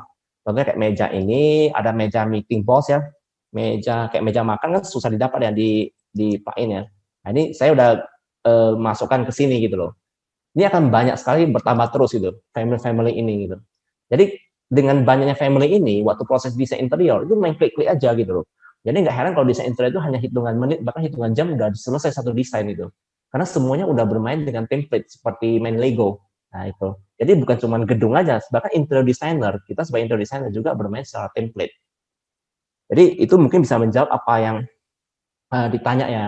Jadi semua family itu kita buat sendiri sebenarnya, cuman kita kan udah ekonomi sharing. Kita juga menggunakan ekonomi apa ya? Team sharing istilahnya, bahasa team sharing. Jadi ekonomi sharing ada team sharing. Jadi di sini kita udah saling berbagi gitu loh. Maka saya lagi nyari kontraktor yang mau berekonomi sharing. Nah, kontraktor berekonomi sharing kan jarang ya, gitu. Jadi kalau ada kontraktor berekonomi sharing, kita bisa kolaborasi untuk mengembangkan ekosistem kontraktor. Jadi sekarang kita juga akan integrasi dengan para supplier ya. Saya juga akan maksa mereka para pabrik yang memproduksi barang untuk berekonomi sharing dengan para arsitek. Jadi itu akan sangat bagus sekali untuk kemajuan teknologi produk mereka gitu nantinya gitu. Kita bisa jadi arsitek yang menciptakan produk untuk mereka. Jadi family ini kita juga akan coba kerjasama sama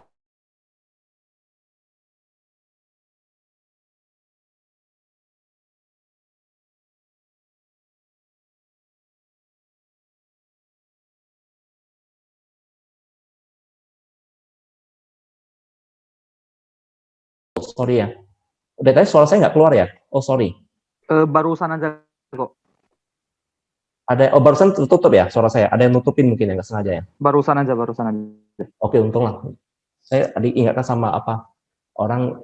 Jadi ekonomi sharing saya malah ya. Oke. Nanti produk-produk yang kalian kembangin yang bergabung dalam ekosistem kita nanti saya akan kembangkan makerspace. Makerspace akan integrasi dengan pabrik. Jadi klien ini nanti akan bisa menciptakan produk-produk untuk mendapatkan royalti.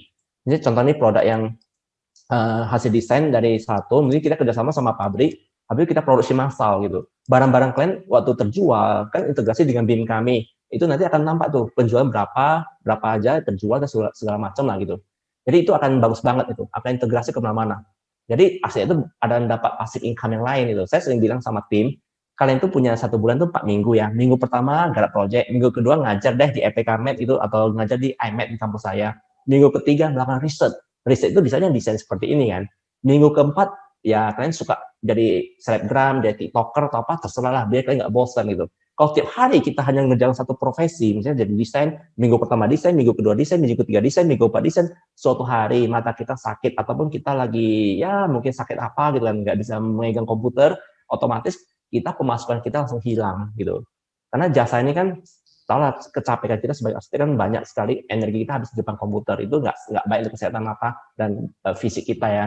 Jadi kalau kita punya 4 pemasukan, kita seperti kaki meja, ada 4 kaki. Satu kaki patah, ada 3 meja, 3 kaki lagi menopang kita, otomatis kaki kita lebih kokoh gitu.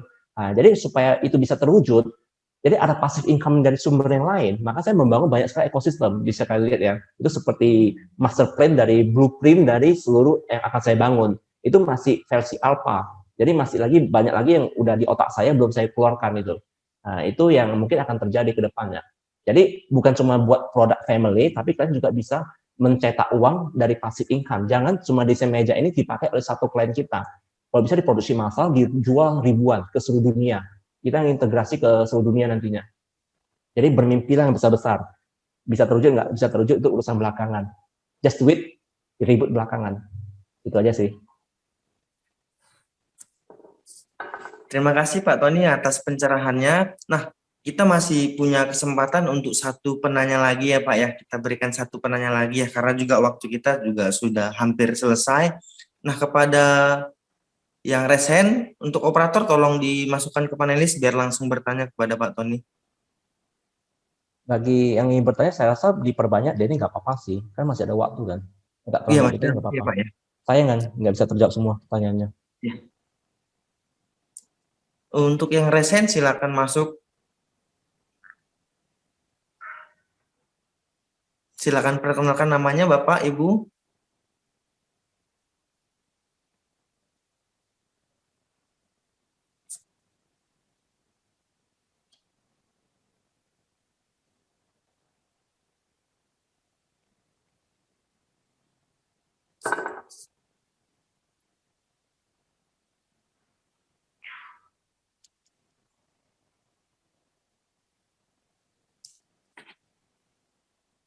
Ya, untuk para peserta, Nabob.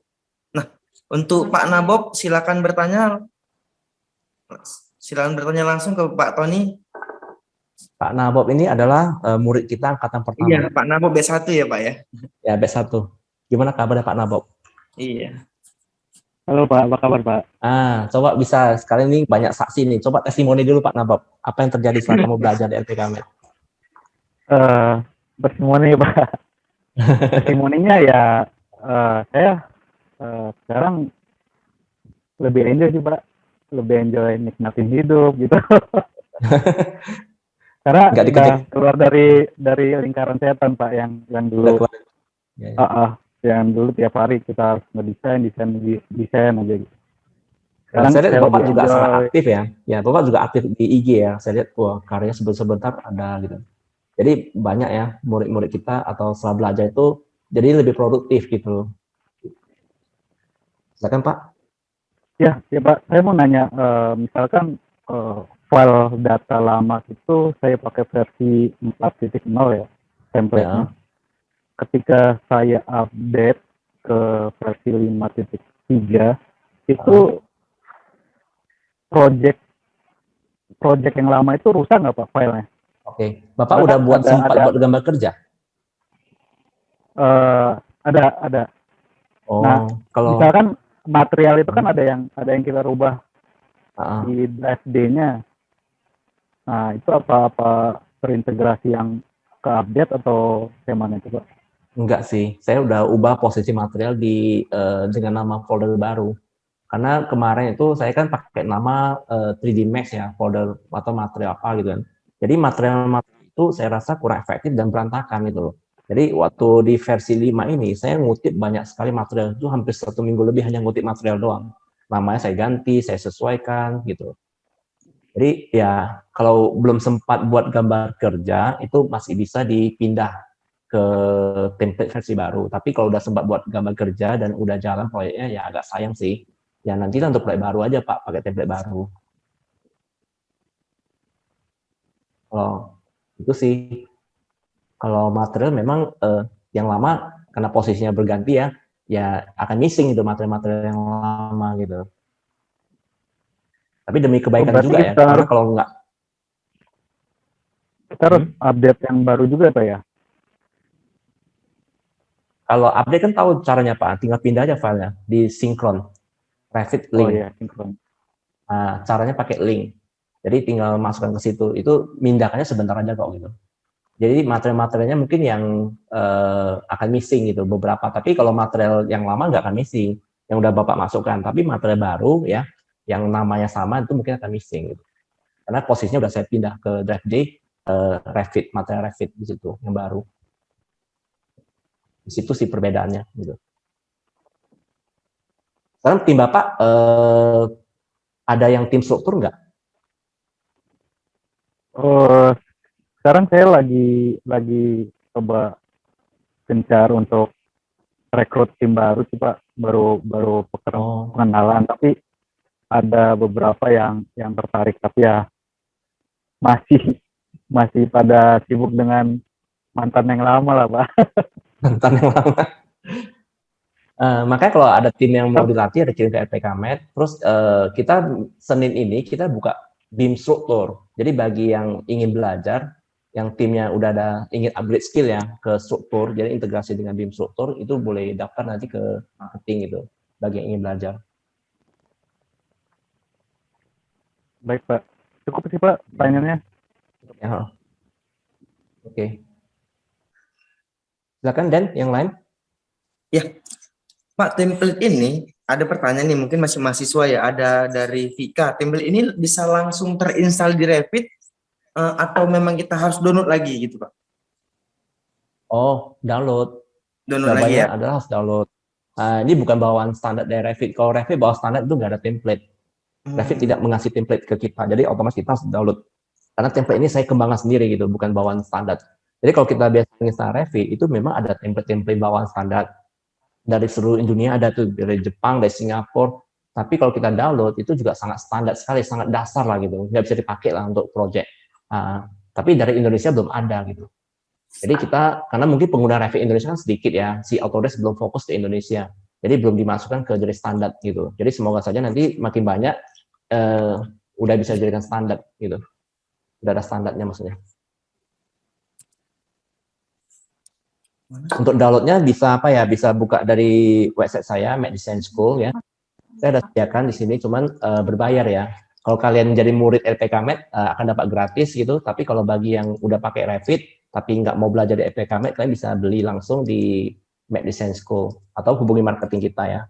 Nah, di Map Design School di bagian riset ya, saya ngembangkan riset juga di sini. Kalian bisa cari apakah sistem game manajemen template. Dengan Nah, software. di sini saya udah ada taruh sih. Kalian bisa download. Oh, ngerti Ini berbayar gitu.